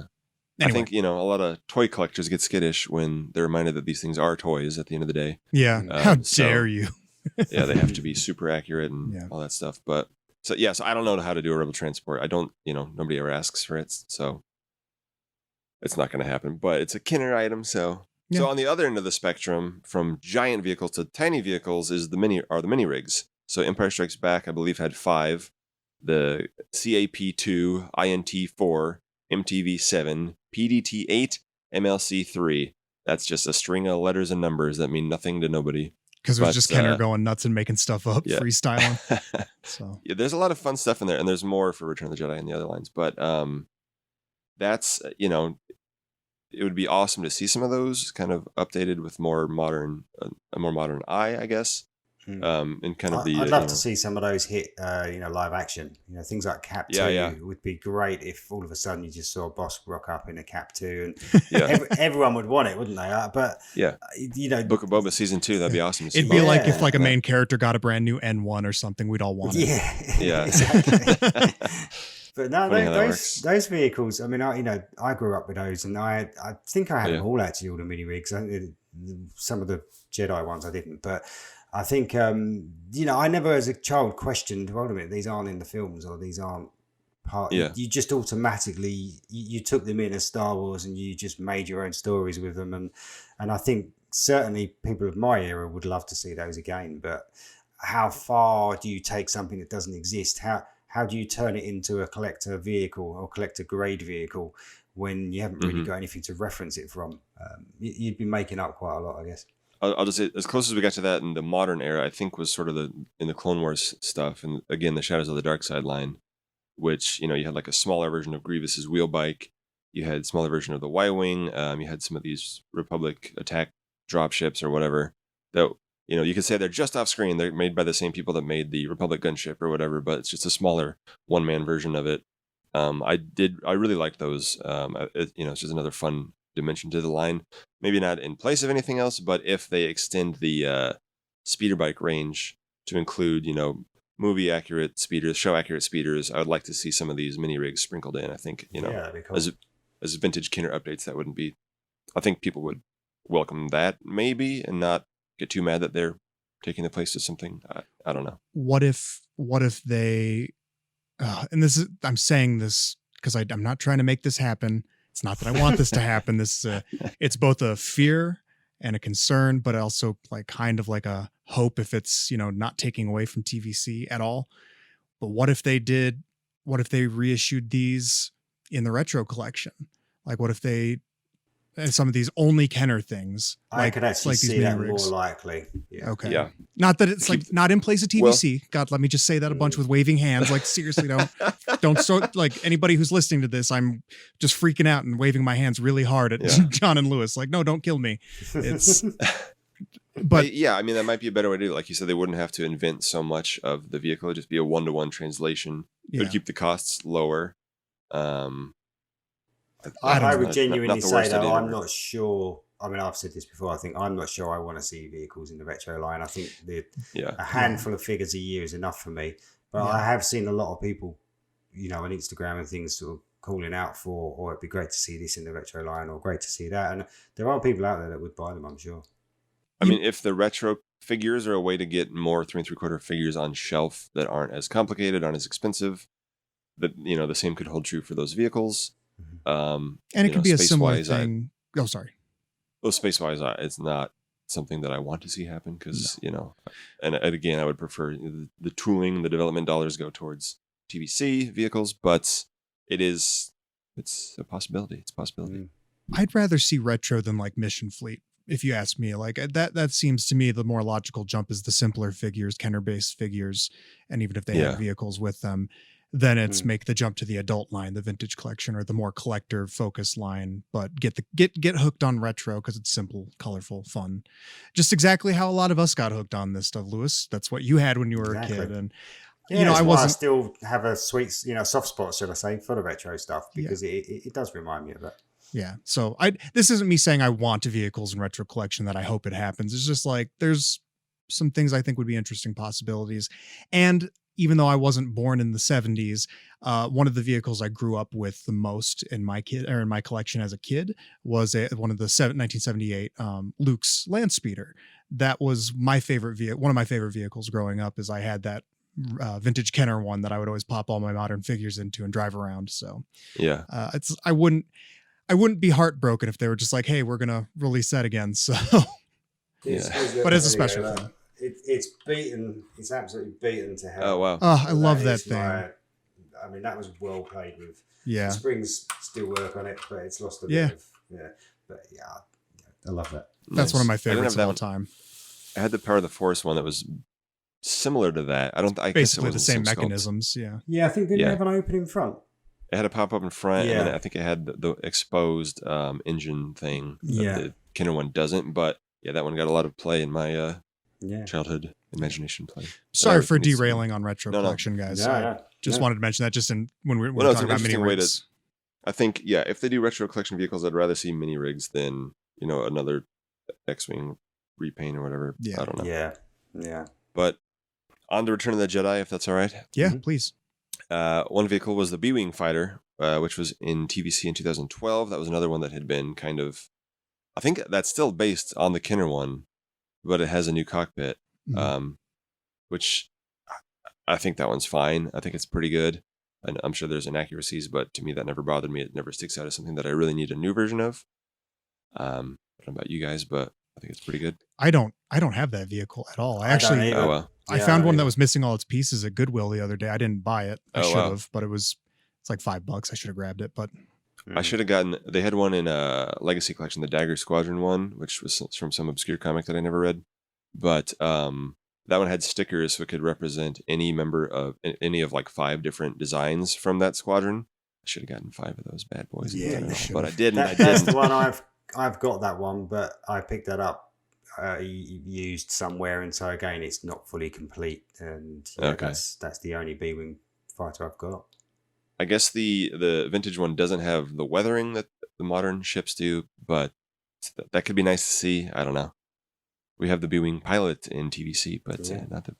I don't know. I guess we do have the B-Wing anyway, because I was just talking about it. TIE Interceptor was an Amazon exclusive in 2013. That ship's pretty good. I have no need for an update. Again, maybe weathering, but I don't need it. It's pretty good. However, one that I really do want an update of, perhaps my most wanted original trilogy vehicle, is the Y-Wing fighter. Because again, that is one that they never sculpted an all-new version. They did the Clone Wars version, which is big and bad and awesome. But even the vintage collection one from 2011 is still based on the Kenner sculpt. In 98, I believe, alongside the Skiff as a Target exclusive, I remember. Or no, a little bit later than that, Power of the Jedi, 2000, 2001. They released it in, with like, now it had an affixed droid head in the back, which they repacked and repainted a couple times. And then so the Vintage Collection one brought back the open droid socket for the first time in the modern line, but it had like red coloring, still based on that old Kenner Skull from 1983, which was still small back then. It was too small back then. Yeah, that's one that I really want a new one of. I would agree with anything that. we said so far. I would love to see that. It's always been one of my favorite of the Rebel ships. So I was super stoked when we got to see the prototype versions in like Clone Wars and Rebels and all that. I thought that was a lot of fun. So yeah, and in Rogue One they get featured very well. Yeah. There's even a cool one in Rise of Skywalker that kind of recreates the Macquarie art for a minute. I think Zori and Babu Frick fly in it. Oh man, man, have Babu Frick. I would absolutely love that if they just made a new one and then they put it on a Rise of Skywalker box, and it included a repack of Zori, but she came with a Babu Frick. Whatever it takes to get Babu, but I'd prefer the Rebel version, but whatever. All right, that's 2 figures that need a Comtech chip. Yep. Another one from the Kenner days is the Ewok Combat Glider. I guess that's a vehicle. It was never in TVC, but it was released a couple times prior in the 2004 Saga Ultra line, and in a battle pack a couple years later. That could be cool for Return of the Jedi 40th next year. Was that the same as the glider that came with like the Andor pop-up planet? Okay. That we talked about? No, because that one was affixed to the complete galaxy globe of Andor. Yeah, but this one, but you could take it out. Yeah, well, the 2004 one is freestanding. It's It's not fabric. It's all plastic. Okay. I have a soft spot for that the earlier one with the fabric, because that was one of my most played with things with. That's why I thought it was Tebow. That Ewok is one I was confused and think is Tebow. We've talked about that. Sorry about that. But we brought it up because you brought it up, and then we figured out why you thought it was Tebow afterwards, because it was from a book, which I don't think we discussed in the show. It was from like an old kid's book. Yeah. The 2004 one came with, I believe, Talkit. He has black fur and a green hood, and then, sort of ish. It's a little bit washed out. He could be more saturated, the figure.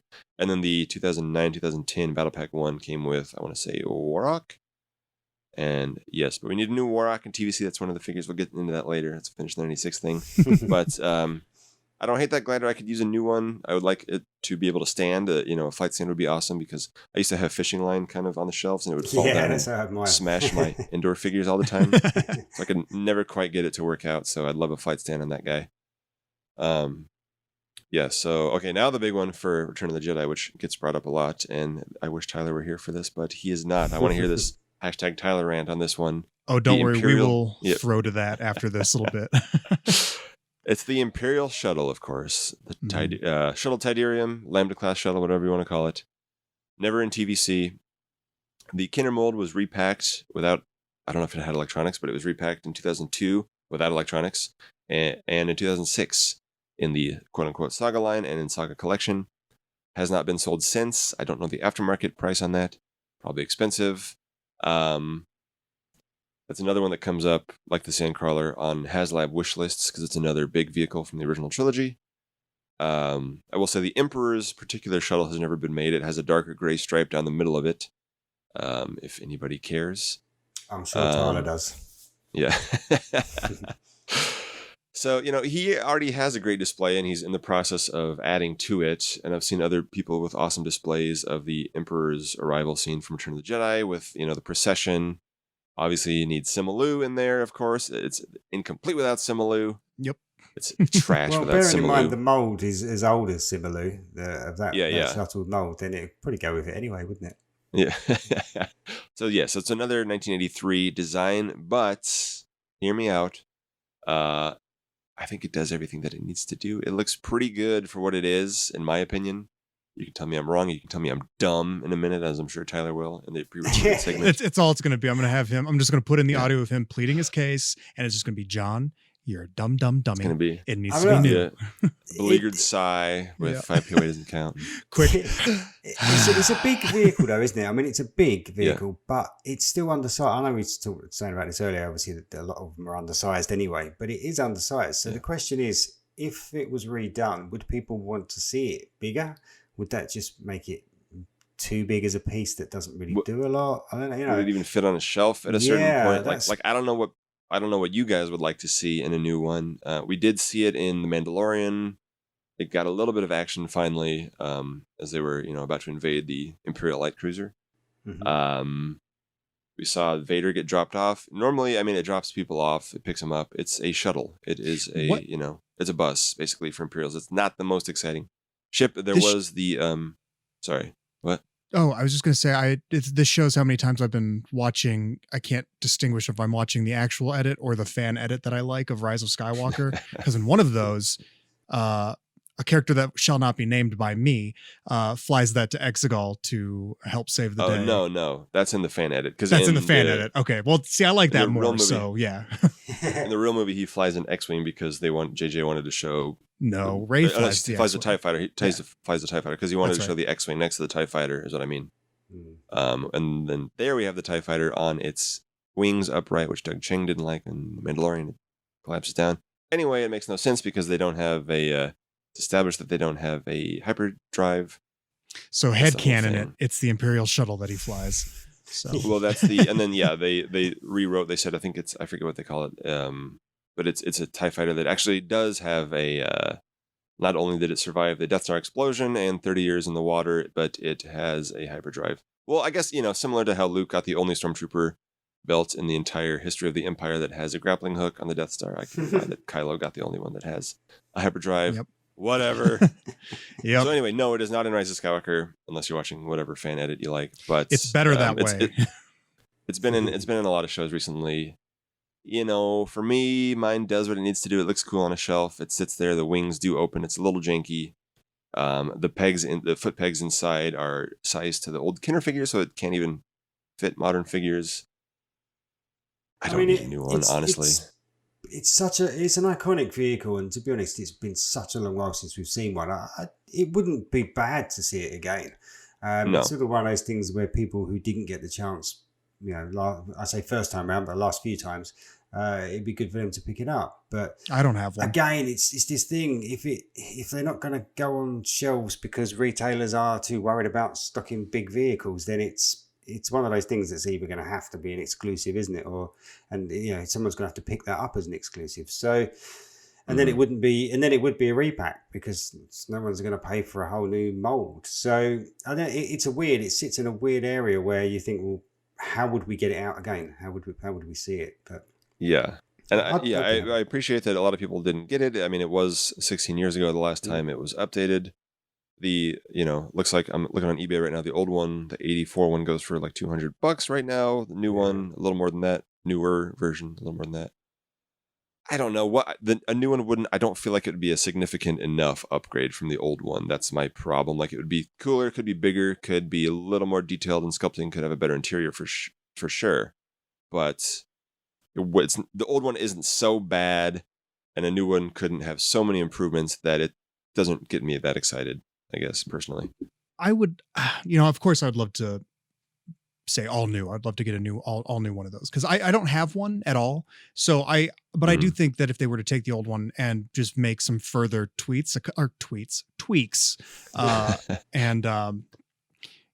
bring the peg holes and stuff. So it would require a little bit of resculpting, remolding on just a couple parts, not the whole thing overall. And probably give it a better wash. I'm sure. Give it a better wash. Yeah. Give it that Emperor dark stripe if you have to. And that would be such an amazing vehicle to get in Q4 of 2023 as just like to wrap up the Return of the Jedi anniversary year. Sure. Here's this.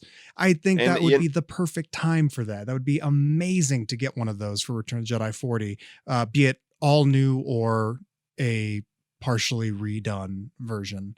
So, and there are multiple ones in the films, even within Return of the Jedi. So I would buy it. Yeah. And again, pack a Simalu in there. I'd probably buy 2. Damn it. Why did I just say that? Because now they're going to do it. On a card. Yeah. Yes. God. Yep. So I don't know. I'd be excited for that. I dread the price tag regardless of if it's a repack because we've seen what they do with something that requires zero new tooling being ridiculously expensive. But do I really need smaller foot pegs for $600? I don't But The answer is yes, John. The answer is yes. yes, like I do for Simalu. Yeah, the Simalu. Now we're talking though. But yeah. Okay, so for Return of the Jedi mini rigs, there were a couple more: the ISP-6, the Desert Sail Skiff, the AST-5, and the Andor Forest Ranger. We already kind of talked about mini rigs in general. I will say for the Desert Sail Skiff, I always thought that would be a cool thing back when the sail barge was just a dream item.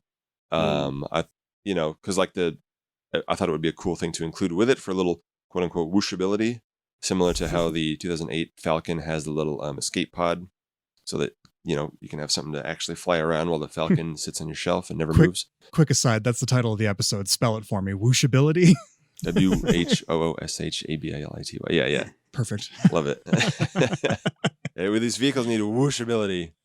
And if you put a particular Nikto guard in there, it can have a woofability too. So, all right, that's this episode's done. Cut it. Cut that. But okay, back to the real skiff, I guess. In the Power of the Force line now, we had the Tatooine skiff, which we did get updated in TVC in 2019. But the Power of the Force box has an awesome painting on it that was totally different. Power of the Force had more artwork than the other versions with the other lines, which are just photos of the item with kids and or figures around them. Not Andor figures around them, but and/or. There are no Andor figures. Get out of here. Yes. God.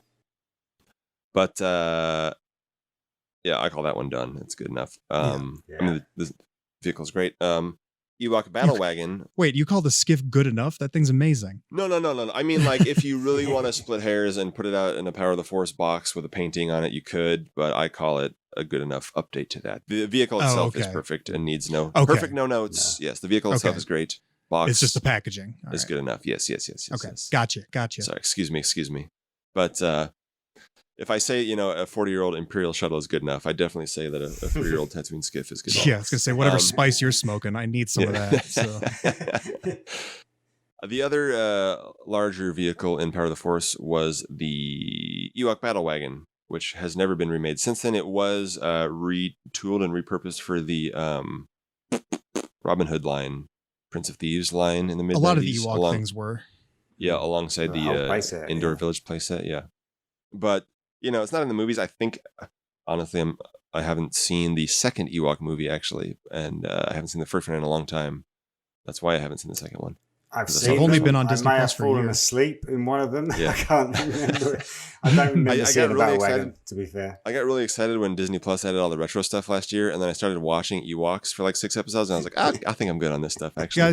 Guys, hear me out. Can we do a group watch of the Ewok movies and like do like a commentary and keep track of like what toys we want from it? Wilford Brimley, number one. Put him in front of the Ewok battle wagon like a Mad Max style thing. So I think that appears in one of. Oh, what a lovely day, even with my diabetes. Yup, nub. But So, but I think it was in one of those movies. I don't know. We'll verify during the rewatch. But would be cool to have out maybe next year for Return of the Jedi 40th. I don't know. And then I had some pseudo mini rigs. The book says that they're not technically mini rigs, but Sand Skimmer, Imperial Sniper, and Security Scout, closing out that line, sort of. But there were a few small items in the next line. Droids, last but not least, actually, also least. There were 2 small ones, the Side Gunner and the ATL Interceptor. I don't know if those appeared. I did watch Droids a while ago, almost a decade ago now, and like every episode, it was great because they would have new bad guys flying in these like small one-man vehicles that were like clearly Kinner inspired or inspired Kinner, whatever, or designed by both teams working side by side to sell toys, as it should be, which is as God intended. It's almost like cartoons in the 80s were designed to sell toys. Yes. The Disney Plus shows could sell all these toys if they just made them anyway. Oh, my heart, it hurts. One that I do want them to make in TVC, which has been made in the modern line before a number of times in a number of ways, is the A-Wing fighter, of course, the last of the Rebel ships to be made in the Kinner days. The OT version was last released in Legacy Collection in 2009. That was a Wal-Mart exclusive, I believe, 2009 or 10. And that was another one they would, because I think the Power of the Force one was it all new or was it based on the Kinner one? I don't recall. I couldn't tell you that because I never had it. I think it was based on the Kenner one because it had some mechanics in it that reminded me of some of the Kenner features. There's like you hold on to the back, you push the button on the back, and the the cockpit pops up. And then of course they did the infamous Nerf gun version for Hera, which I don't think it's that bad. Whatever, turn it over. And that's one of the more egregious Nerf guns because there's no way to hide it. I think, is there a way to hide it? No, there's not. It's currently behind me. It like pops in and it extends when you push it out. I did have a lot of fun playing with the Nerf. I was going to say, you guns, say whooshability, okay. And that vehicle did get a lot of whooshability from me when it came out. So yeah, my roommate and I at the time, we would just see how far I can go across the apartment, and it was a great way to spend our mid-20s. But we are all so lonely. We paint such a bleak picture. I didn't have $40. You were playing with a Nerf toy. It's better than Nerf guns. If you're going to buy the damn Nerf gun toy, you can at least play with it, okay? Instead of going on the internet and crying about it for a decade, as most everybody else does. So anyway. I played with them. I had fun with it. They also had the Last Jedi versions, Tali Lintra's Starfighter, and then another generic one that looked more like the Return of the Jedi one. It's not the same, but it's the same colors. Those are very thin. I think too thin. I don't know. The A-Wing is a weird vehicle because it is very small.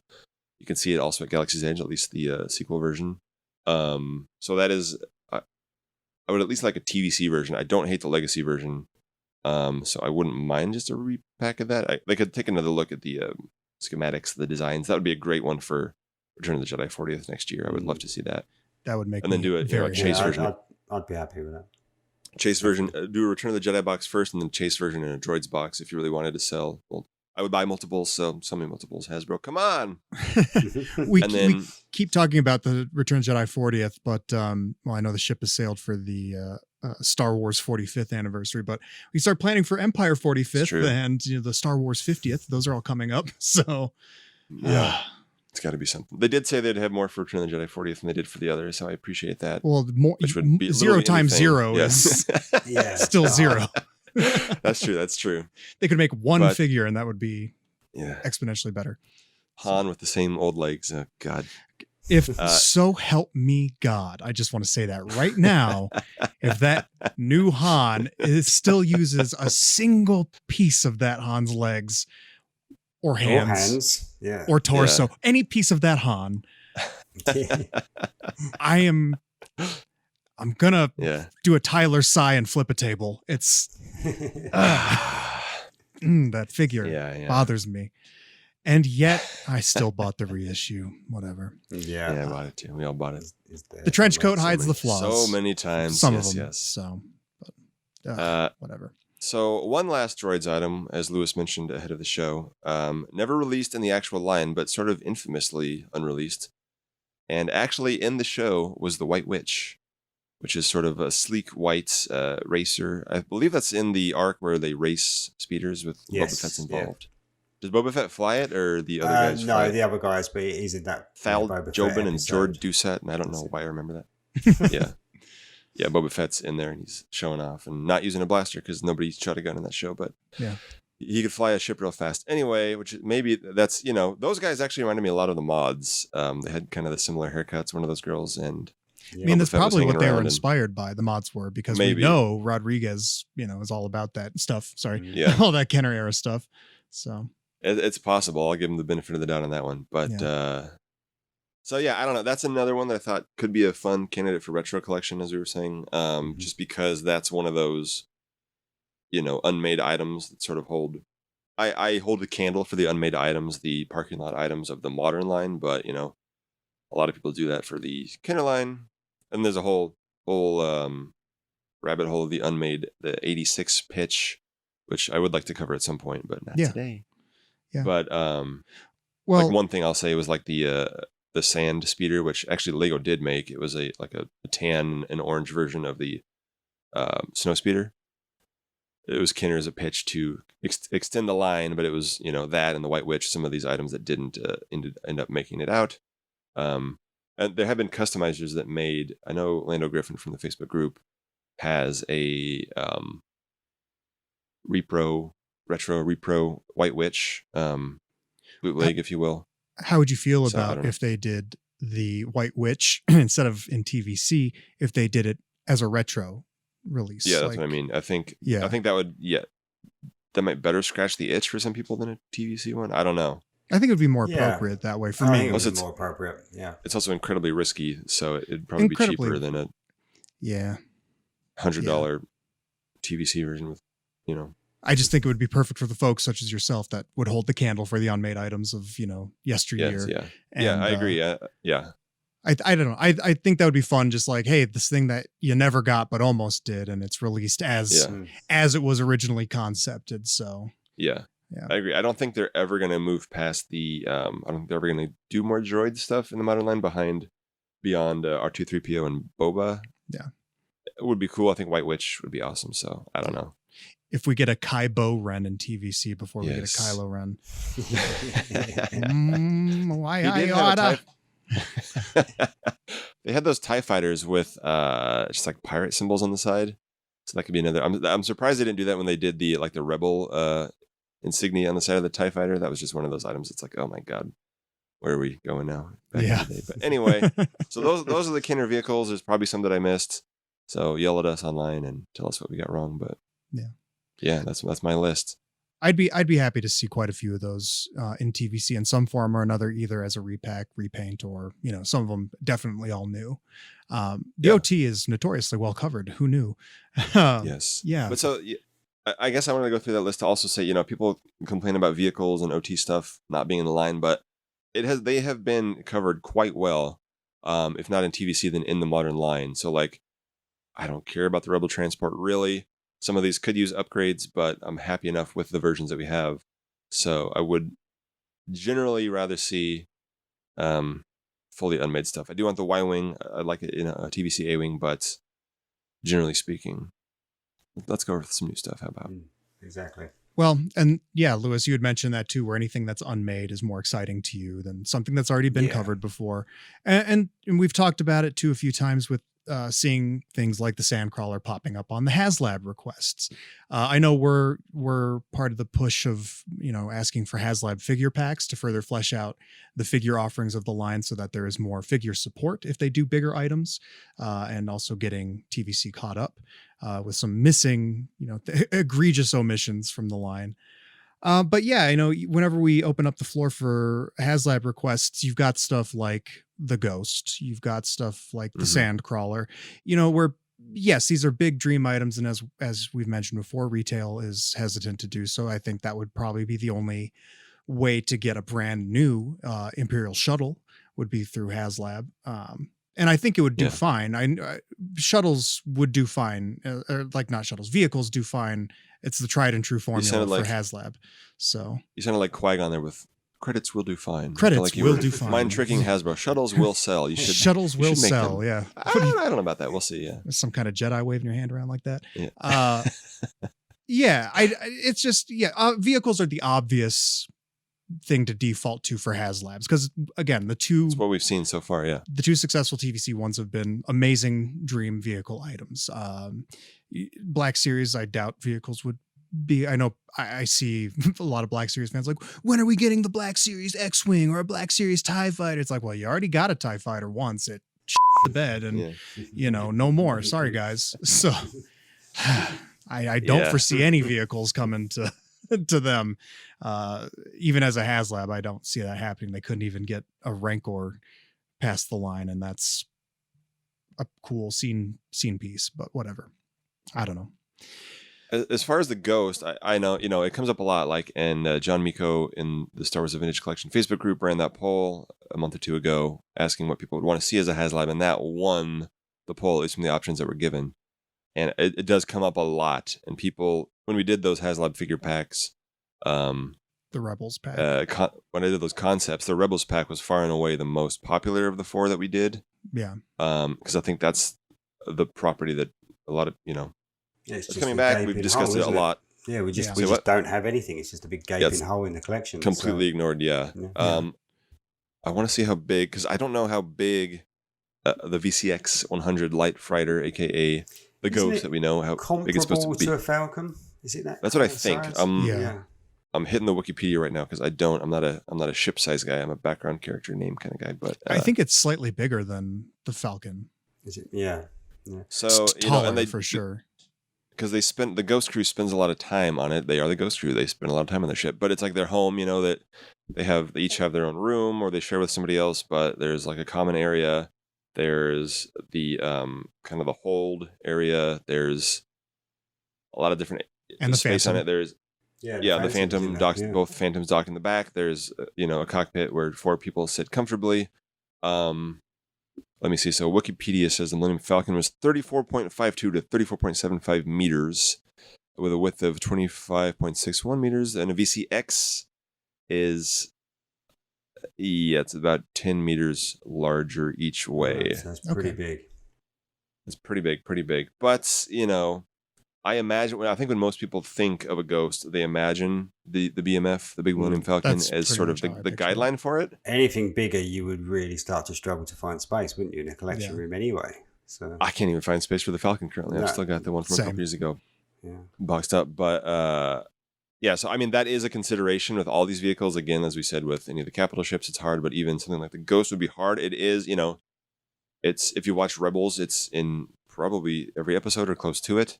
And if we're bound to see it in live action at some point. I forgot to rewatch the leaked version of the Ahsoka teaser, but I can't remember if it's in there. But so many Rebels, Hera's in the show, so Hera and Chopper in the show, so there's a 0% chance that the Ghost won't be in that show.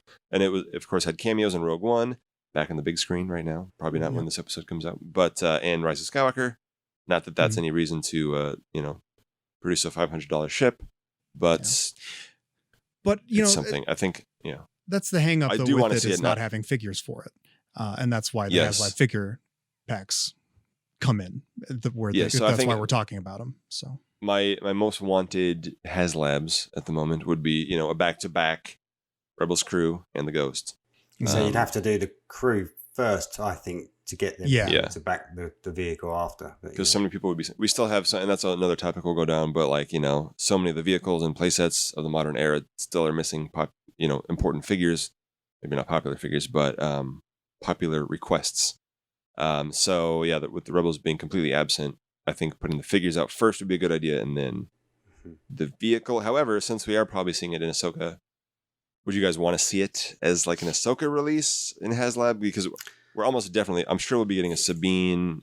I'd take it however they wanted to offer it. I was just going to say that. Yeah. So long as they do they find a way to get the Rebels versions of the characters out. Yeah. Agreed. We need to be able to have those multiple versions. Like I want the characters we'd see interact with it hypothetically in Ahsoka. I'd like to see figures from Ahsoka. I know that's a tall order to ask for figures from new media, but the Rebels are essential. We spent 4 seasons with those characters. We saw them in that thing all the time. And it is, and I've said this so many times, that show itself is is the cornerstone. It's the foundation of all of the quote unquote Filoni-verse stuff that's going on now. And I think it's silly to not have something that is iconic in modern Star Wars now at this point to not have that on the line. And it's also OT, isn't it? Which a lot of people buy into. So ticks that box. And I think because it was the first big Disney Star Wars production, and it's still fairly beloved. It maybe didn't have the viewership of the movies or whatever, or the modern the Mandalorian modern Disney Plus shows, but it was a Disney XD cable show, kind of hard to track down sometimes. But now that it is, as you say, being seeded throughout all these new shows and stuff, and so important to Ahsoka's journey in the Mandalorian and her series and everything, more people are probably seeking it out. I know multiple people personally that are watching Clone Wars for the first time because it is so important to the upcoming live action shows that they are now interested in because of the Mandalorian. I'm sure they will continue on to Rebels and watch it and fall in love with those characters. And I rewatched it during quarantine, and it was loved it all over again. Yep. And so even if it maybe was obscure, I don't know if it was, but I think more and more people are coming onto it and will continue to come onto it. So I think the Ghost is my top choice. Ghost and the figure pack. Same, yeah. Just a little bit away from the HasLab stuff, as kind of wrap up thoughts here. I had kind of typed here, what kind of range would you like to see in terms of getting vehicles out there in TVC? For example, multiple tiers of it. I think we've kind of hinted at, small vehicles, medium vehicles, large vehicles, and HasLab vehicles.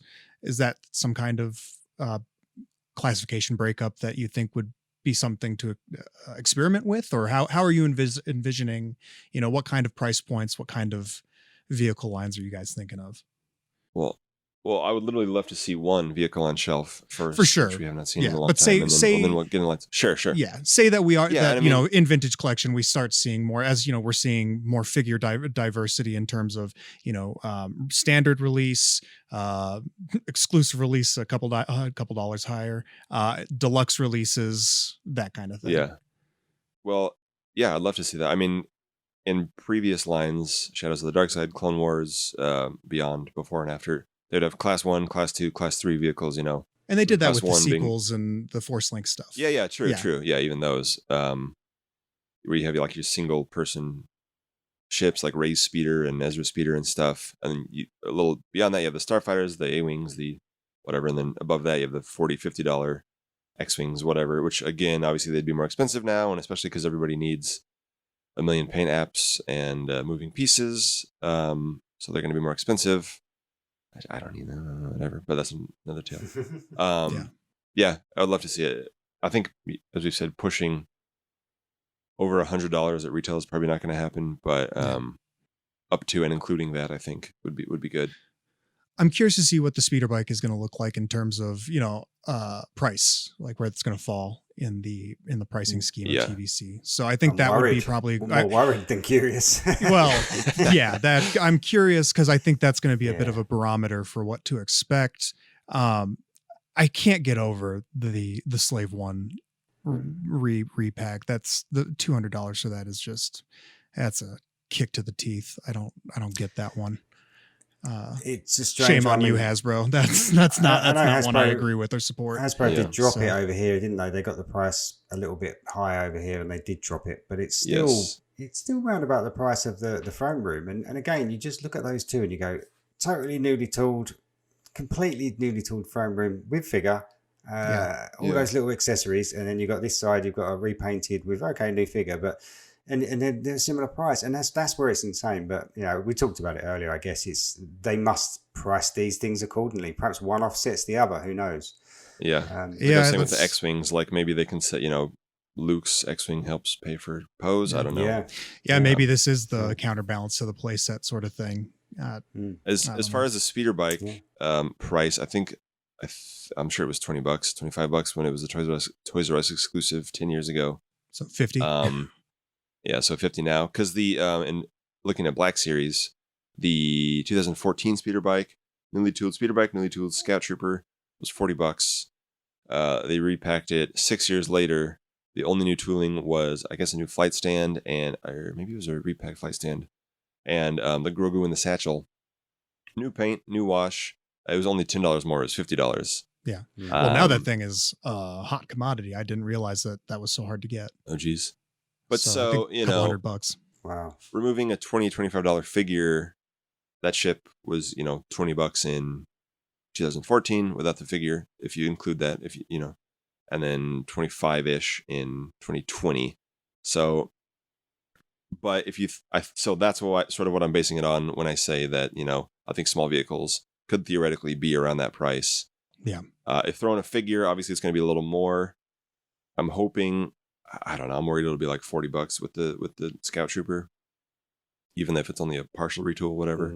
Yeah. I guess we'll see. If it's too high, then it will be, there'll be too many people that won't buy into it. I think that's the bottom line. And that's the danger with vehicles we've had all along, is that when vehicles don't sell, when they sit there and when they hit clearance, then that's when Hasbro look at them and worry. So I'm not saying everyone should rush out and buy it, and but we do need to support these things. And if but Hasbro have got to work with us, haven't they? They can't expect us to just buy anything at any price, or expect everyone to. Us idiots would. But they can expect me to do that. Yeah, so I can tell you, I got to tell you right now, my one of everything self, I canceled my pre-order for the Slave One repack.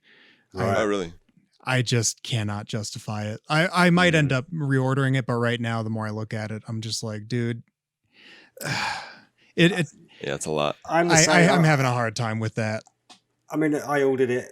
I obviously I will keep it. I'm not going to get rid of it, but unpacking stuff here. I've pulled, a Jango Fett Slave One out of a box. I've pulled Boba Fett Slave One out of the box. Then another one out of the box, and I'm kind of like, I've got one on order. I've got another one coming, and I don't even know where I'm putting those 3 at the moment. So it's No, and I appreciate that they they got to get these things out for new collectors, and that's something I do like to see. But when one thing they talked about in the Blue Milk book, I think Gerald DePriest was talking about it. He was like, when we do a multi-pack or a vehicle or something, it either has to be all new or nothing new, because it's going to annoy existing collectors if there's one new figure and 5 old ones in a multi-pack or whatever. That's exactly what they're doing now. Yeah, new figure, old ship. They've lost sight of that. They've really lost sight of that, and especially we've said before, and especially stings that we just had the Slave One 2 years ago or a year ago.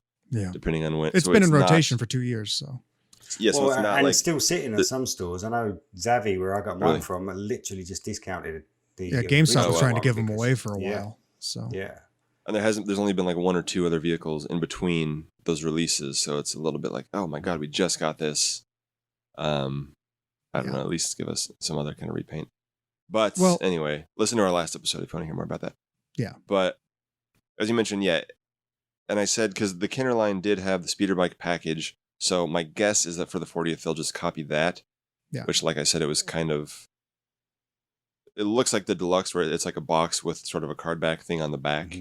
Mm-hmm. But I don't know how that'll look with the Scout Trooper, if it'll be on the card or not or what, but that would be something I would love to see extended to other vehicles. The Blurg is kind of the other main one. We always talked about the speeder bike for years. Remnant speeder bike, easy repaint right out of the gate. Yeah. I'll buy a bunch for, all the multiple scenes where they appear. Well, please don't put a Grogu you put a Grogu and IG-11 in one version, but not the that only can be an version exclusive version. That could be the exclusive, like the Wal-Mart exclusive is, get it with the IG-11 and with special deco and a Grogu in a satchel. Because I want multiples of them, but poor Grogu, I can only see him get punched in the head so many times in that bag. But breaks my heart. Talking about the price point with like the speeders, and I think that's one of those where it's like Hasbro. I know you're not going to listen to me. I'm just some dude, but it's like, put it at a price point that's not absurd, because that is something that people are going to want to buy multiples of. That's something that has been asked for and just specifically asked for. And it's got so much, repackability, as we've been saying multiple times. They'll be able to recoup their losses on that one real quick, especially if it's something that's sitting on store shelves and it has a price that people they can look at it and be like, oh, cool, I'll pick that up, as opposed to like, Jesus, $65? No. I'll wait for clearance on that one, like they always do with the vehicles. Yeah, and I think that's why, if I had to hazard a guess, I think that's why people are so excited about, Micro Galaxy Squadron and even Mission Fleet, is the price points on those are not egregious. You're getting, of course they're smaller, duh, it's apples to oranges comparison, but just in terms of what, value for dollar is mostly there. Especially with the action fleet stuff. I've been surprised by some of the prices for those being as quote unquote low as they are. I think that's part of it, is you're able to walk in, and that's what's been tempting me every time I walk into a toy store or a toy aisle right now, is I could pick that up right now. It's affordable, but I can't get into that right now. I have no space. But if the speeder bike is, if there's a line of vehicles priced reasonably, and it's like the speeder bike, things that you could buy multiples of, good God, that would pay for another all new sculpt in that line, even if you did a bunch of repacks. So I don't know. Yeah. I worry. I hope they don't get a little greedy with that. I understand that these things cost money, but also understand that when things hit a certain price point, you're going to hemorrhage your consumer base. So when I see Saw Gerrera on shelves for like $45 at some Targets, I'm like, oh my God. Or a $28 Jawa repack. Not a single one of those is sold at my Target still. That's not sustainable. So it will be interesting to see what the speeder bike costs. There was so much more to get. Yeah. I have some, crazy dream items. Yeah, that's what I was going to say. What are some items that you'd maybe like to see in terms of, a repacked item or an all new one? Or, because we talked about HasLabs. So just things that you think would be neat as repacks or things that would be viable as a new small vehicle or something. Well, for small vehicles, I'll go first. Please. It's kind of a weird, obscure one, but I love the weird and obscure, so of course I'm going to pick this. It's from Empire Strikes Back, the Echo Base Ice Cutter Sled. There's a photo of Mark Hamill on set where he's kind of like posing with a little ship. It's like it was built. There was a Twitter thread about this at some point in the last year or so, but it's like a very weird, barely visible. I think it might be in the movie, but it was like built around an actual little vehicle in real life, like a little, a ski-doo on land. I don't know what you'd even call it. Snowmobile? An ice version of that. Snowmobile. I'm tired, guys. It's a snowmobile. Welcome back. It's a ski-doo on land. A snow-doo, maybe? A snowmobile. Yeah, it's basically built around a snowmobile, but it looks sort of like the... there's also the Hoth transport that's kind of the version of the Yavin transport or the Imperial shuttle sort of thing. It's like a smaller version of that, which I do also want the Hoth Rebel shuttle. But I think you could, repack that a couple different ways. Put a Luke in there, put, a different Hoth trooper in there with a new head. I don't know. That's one of my picks. I mean, we are going to be lousy with Hoth troopers right now, so. That's true. I have a few other ones, but I want to hear some of your guys' picks first. Yeah. Lewis? So in terms of a dream item, we're talking smaller ones, or... I mean, I would like to see the speeder that sits outside the cantina, and I can never remember the name of the thing, but the white sort of ball-shaped, speeder. Yep. John, if you remember the name of it off the top of your head. That was just in the Lego set, right? It was, yeah, that's right. They've just bought it out. I mean, you see, there's customizers out there that have made them actually, and it's quite a nice little piece. But again, if you've sort of got that diorama, and if we ever did see a cantina, it would be great just to fill out that space, I think. Yep. I think it's without looking it up, I think it's the Ubrikian 9001. I'll take your word for it. Yeah, no, it is 9001. Yeah. Because I thought there was another ship that it's Ubrikian, they called it, and then 2001, but it's HAL 9001. Yeah. It's 2001. It's a whole thing. I don't know, some Kubrick reference, but artists. Yeah. Expanded Universe people naming stuff really annoying names that are hard to remember. But I know what you mean, and yeah, it's such an iconic little. It's a weird original Star Wars-y thing. That's another one I want to see. Yeah. One from... I'll go again, damn it. Sorry, Evan, I'm skipping you. No, please skip me. Because I was just going to mention beasts like the Blurk or an EOP or something, but simple. Yeah, I didn't mention beasts because... I don't know. I guess they're vehicles. I don't know. Yeah. I had the Ore with Execution Cart. We talked about that previously on the Attack of the Clones episode. But another prequel item I have wanted for so long, and I almost pulled the trigger on multiple Lego versions. And I know it was almost coming out in the 2012 3D line, but never quite made it out, is the Bongo. Yes. Yeah, you may be asking, Master, what's a Bongo? It's a transport, I hope. But, it's one of the first moments, if you watch Star Wars in chronological order, it's one of the first moments we see. One of the first action beats. It's just such a weird, cool design. I love that the Gungans live in an Art Nouveau city. I have even more appreciation for it after seeing in France, of course. Expected some Gungans to be walking around. Sadly, how worldly are you? Yeah. How wooed, you could even say. But it's a ship that has Jar Jar in it. It's a ship that we've only gotten one of the creatures over 2 decades ago. I don't expect it, ever. But maybe for TPM 40, we'll be seeing it. But that is perhaps my number one most wanted dream vehicle. That's never going to happen. Right next to Kitster and Wald can fly it on some of their adventures. Do you guys have any vehicle repacks or repaints that you'd like to see? For example, I know a repaint of the Republic gunship is something that people seem pretty receptive to the idea of. I would like to see that again. I know we saw it in TVC in what year was that? 2012, 2011? 13. It was one of the ones that was like after the line really ended, but it was still exclusive. Yeah, I don't have one of those. I'd definitely love to see that. Really? Yeah, for sure. Lewis, I swear to God, I will get you a gunship one of these days. And also, I mean, the turbo tank is another one which I think we're probably never going to see the Juggernaut from The Mandalorian. I can't see them ever doing that. Just one, because it's so big, and two, it doesn't probably have enough around it. I know we've got the characters, but that Juggernaut is a good stand-in for that, I think.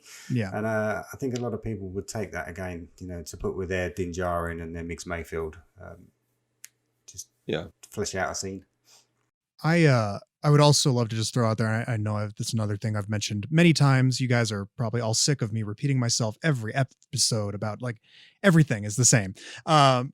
But the Eta 2 Jedi Starfighters, I can't get enough of those. I'd love to at least see them do Anakin, so we have both Anakin and Obi-Wan's Jedi Starfighters in TVC. Yeah.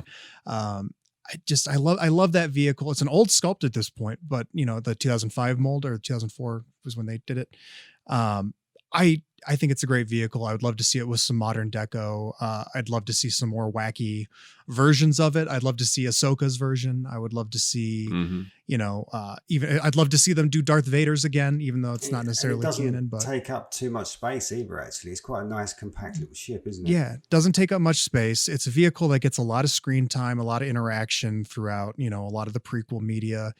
It's just such a cool vehicle, man. I love that vehicle. And it's, even the Delta 7, Delta 7A, Delta 7B, there's so many fun variations they can do where it literally is at a certain point, they're only paying for the paint apps. And it's, I don't know.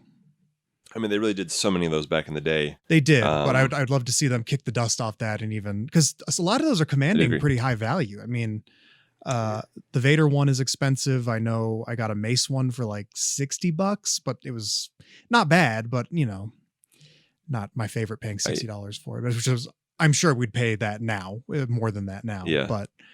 And I think I like that ship. I think, a modern version would be better. Of course, there's the astromech droid that only has a sticker on the front. Yeah, it has just things that people would balk at. I think in modern TVC, I guess they could just. I'd like to see the droid comes out, they could just leave the droid out or whatever. Yeah, I'd like to see them, make a couple tweaks to it, maybe add a couple extra details to the cockpit, and then redesign that part of where the droid insert is, and redesign that, and then that way, of course, that's some sculpting sculpting and tooling that they'd have to pay for, but if they released it, 4 different times, within a really close amount of time, just with different paint deco. That would be great. I mentioned before Ahsoka's version. Ceci Tin flies a green one in the Micro series with a yellow droid that we've never seen. There's a whole bunch of them. We still need Kit Fisto's astromech, damn it. The Clone Wars. I've mentioned it before, but I'm never going to stop mentioning it. I got astromechs in the brain after Disney again. Yeah. But there's a few more they can do there, and with new weathering, it'd be awesome. They had all the those stickers, the battle damage stickers that you can kind of put on wherever. Yeah. So no two Eta 2s are the same. But God, I love that vehicle. It's great. For repacks, I guess I mentioned the ones I wanted. A repaint of the Snowspeeder. I'll just say it again. Mm-hmm. Cloud Car would be a cool repack. I'd buy another one, but a couple more. Yeah. And just going back to newer vehicles. Sorry. Yeah. Imperial dropship of some description I would love to see. I mean, again, we've seen them in the sequels. I don't think they're all exactly the same. We've seen them in The Mandalorian. I know this one Tyler would definitely go for. But they seem to have featured quite heavily in recent media. And again, I think a dropship where, anyone who troop builds, you can pack your troops out and have them coming down the ramp. I think it'd be really cool. We have an insane amount of Imperial troops now, too. It's definitive, amazing Imperial troops that would be begging to come out of one of those. Yeah, now that we're finally getting Tython Boba Fett or the Nomad Boba Fett with the Slave One, why not, we'd be able to do that whole episode. Once everything's out. Still need Dark Troopers. Or Dark Troopers, Need the version of Boba Fett when he gets his armor on for the first time. That'll be $8,000 with the deco. Yeah, they'll be awesome. They'll put that in the next re-release of the Slave One, and it'll be $394.99 is what that's going to be probably. Oh my god. God. But the Force Awakens one, it is a cool scene at the very beginning. It's kind of just a gray box, similar to how the St. Color's just a big brown box. Not the most exciting vehicle design, but it is cool. The Mandalorian, the Imperial version, added some more stuff on the back, more engines, more pronounced stuff. So I think that'd be cool. One sequel ship that I do want, another small one, is the Tread Speeder. I've said it before. Yeah. But that was made as a Galaxy of Adventures 5-inch scale vehicle, the only Galaxy of Adventures 5-inch scale vehicle. Mm-hmm. And it did not sell that well, but I really want to see it. I really want to see the Jet Trooper to go with it.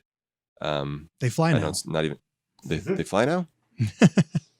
Yeah, I mean, it didn't sell well, but I think most of the people who did buy it were 3.75 collectors who were trying to force their figures to suit the scale because it was kind of close, looked a bit too oversized, but I think scale that down and that would sell, definitely. I'm not expecting the skiffs that they drive, that the heroes drive in that scene ever, but tread speed would be close enough. One of the Rise of Skywalker vehicle I want is the Sith TIE Fighter, which is pretty dope. Looks like it's got little Doritos for wings. Yeah. But I thought that was a fun design. You barely see it in the movie, but it was kind of cool. You barely see the Sith troopers in the movie, and they made those. You could barely see anything on Exegol, but it's all washed out blue and dark shadows. So. Yes, but and then one last vehicle I'll say that I really want that appears a lot in the animation is the police gunship. It was on Coruscant in season 5. I think it was actually designed for the 1313 game or maybe the Underworld show. But it appears on 1313. It's tracking Ahsoka at the end of season 5, and then it reappears with Tarkin in Rebels, and appears throughout Rebels a little bit. I don't know if you guys can even picture it, but it has like some kind of angular wings kind of hanging off the side. Yeah. It looks sort of it's similar to a Republic gunship. Why have we not talked about the most iconic thing? Krennic's ship either, his shuttle. And because that's a U-wing. These are all. I'm just thinking of things that would be rad, but yeah. Those are all Tyler's list. I think just they're so big. Yeah. That I'm not really expecting any of the giant shuttles, which again, it's for one figure to ride on. They take up so much space. The other one, isn't it? Yeah, the Havoc. I know we haven't got them yet. So what I'm gathering is I should pack up my dreams of getting whatever that ship was that Roken's flying them all in Obi-Wan Kenobi that they're in. That a lot of scenes take place in. I should just go ahead and stuff that dream deep down and let it die. No chance. Yeah, we're gonna get all the random background Jabeem humans from Central Casting. That we're gonna get. But we won't get 80 of those. We won't get Roken. We won't get Leia. We won't get Tala. As a random sort of smaller vehicle, you've got that little transport that Freck drove. Like the Imperial. Imperial transporter. Would you call it? But that'd be the quite racist trucker car. Yeah. But again, if you've got your troops, you can load them in the back. It's going to be a nice little small vehicle, but I just think it's probably so obscure. What chance have we got of getting it? Yeah.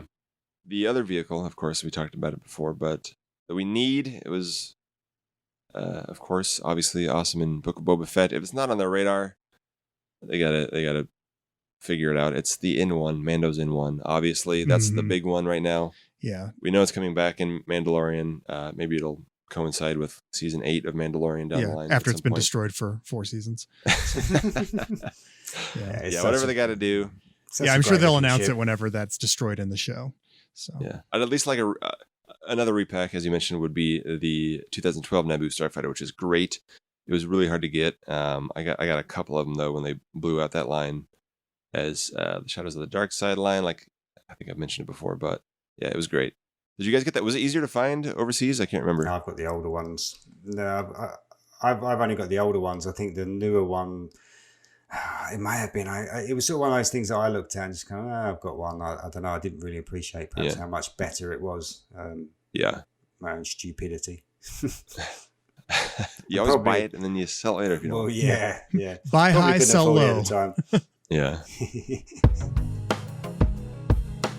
Okay, so first up, Darth Vader's TIE Fighter. Obviously, that was a vehicle that was in the original Kenner line, and I think that is one of those iconic vehicles that deserves to be brought forward into the vintage collection and have a modern counterpart, a modern interpretation of that original release. Darth Vader's TIE Advanced was in Rebels, in that very famous scene where he descends on top of it like a boss. And I fully expect that we may see his TIE Advanced in live action in upcoming media potentially soon. I'm kind of surprised and honestly that we didn't see it in Kenobi, but it is what it is. But I do think that should be brought into the vintage collection with a brand new sculpt.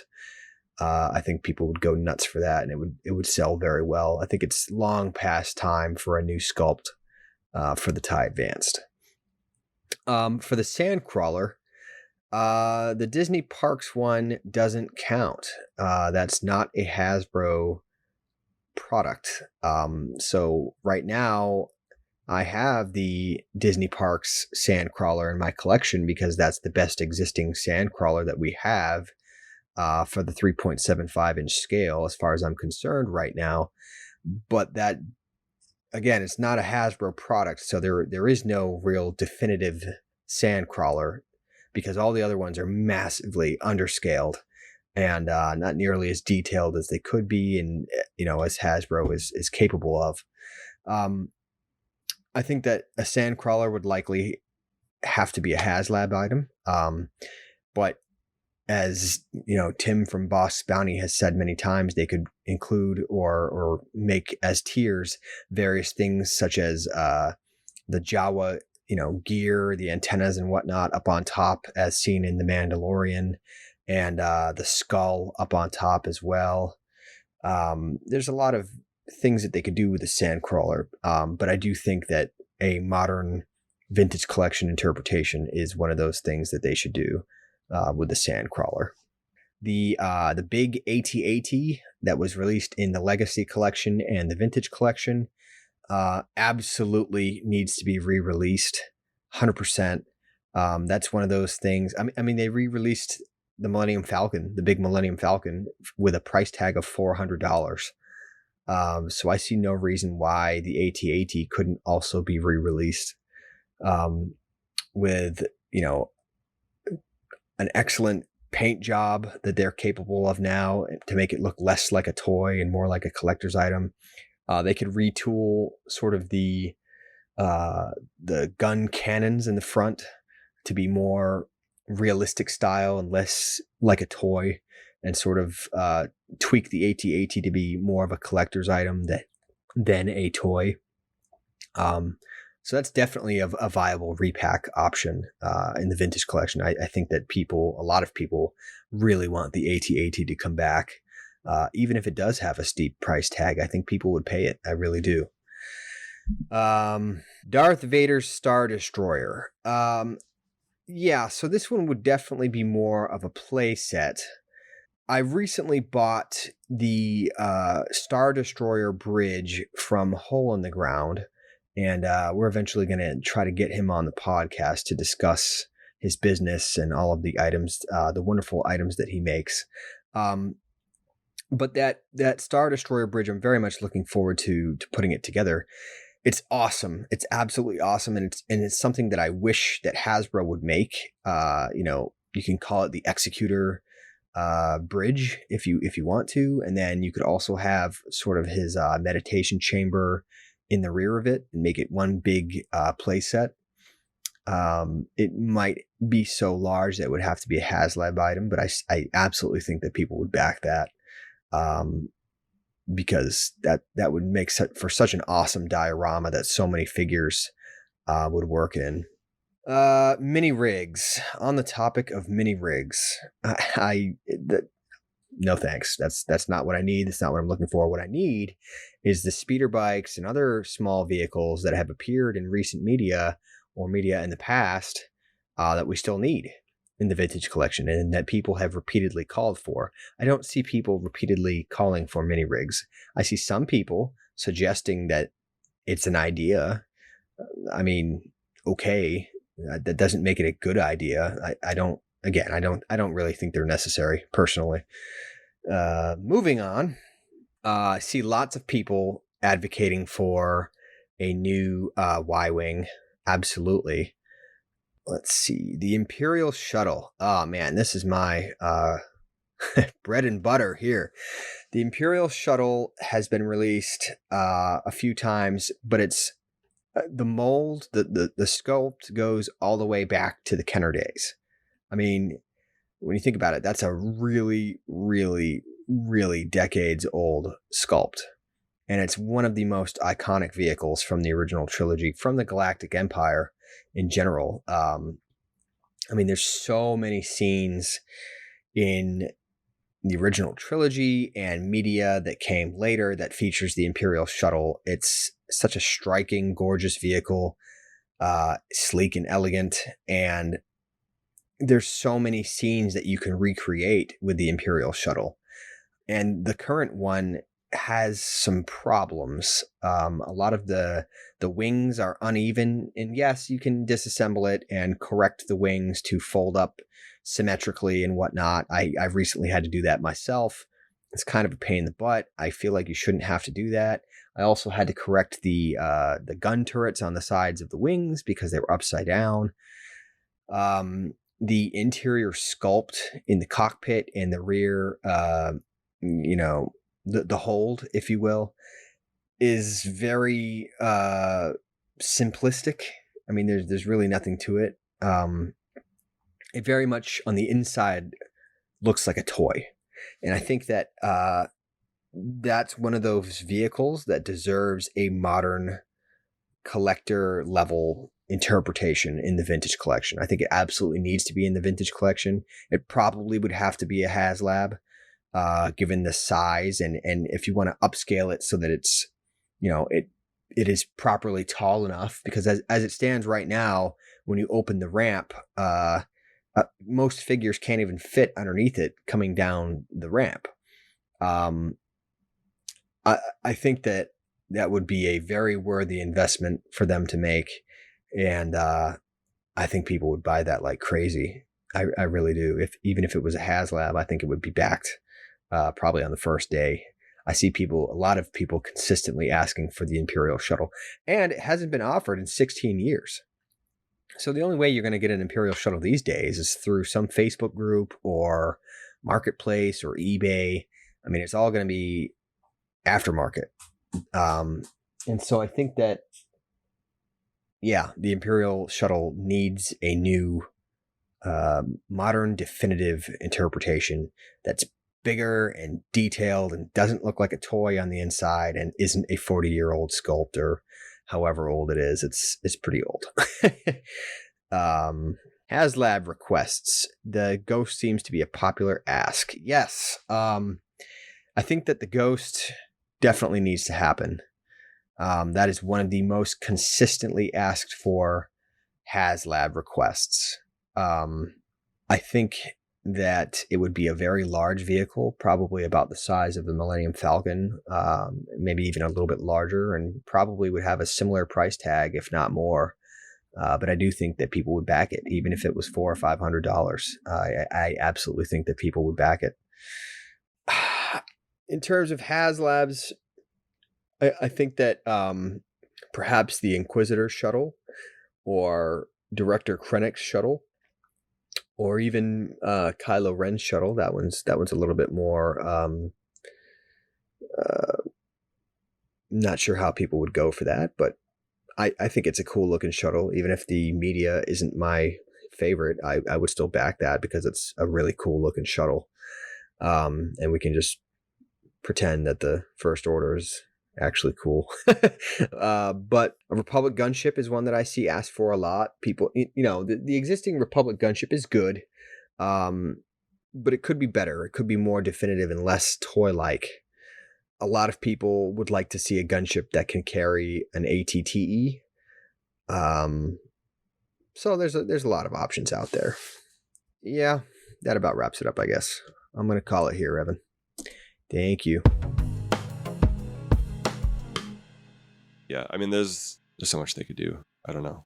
Just get started. Just make more. Just start. Get started. Yep. Speeder bike is a great place to start. That was the one we were all moaning about for years. Yeah.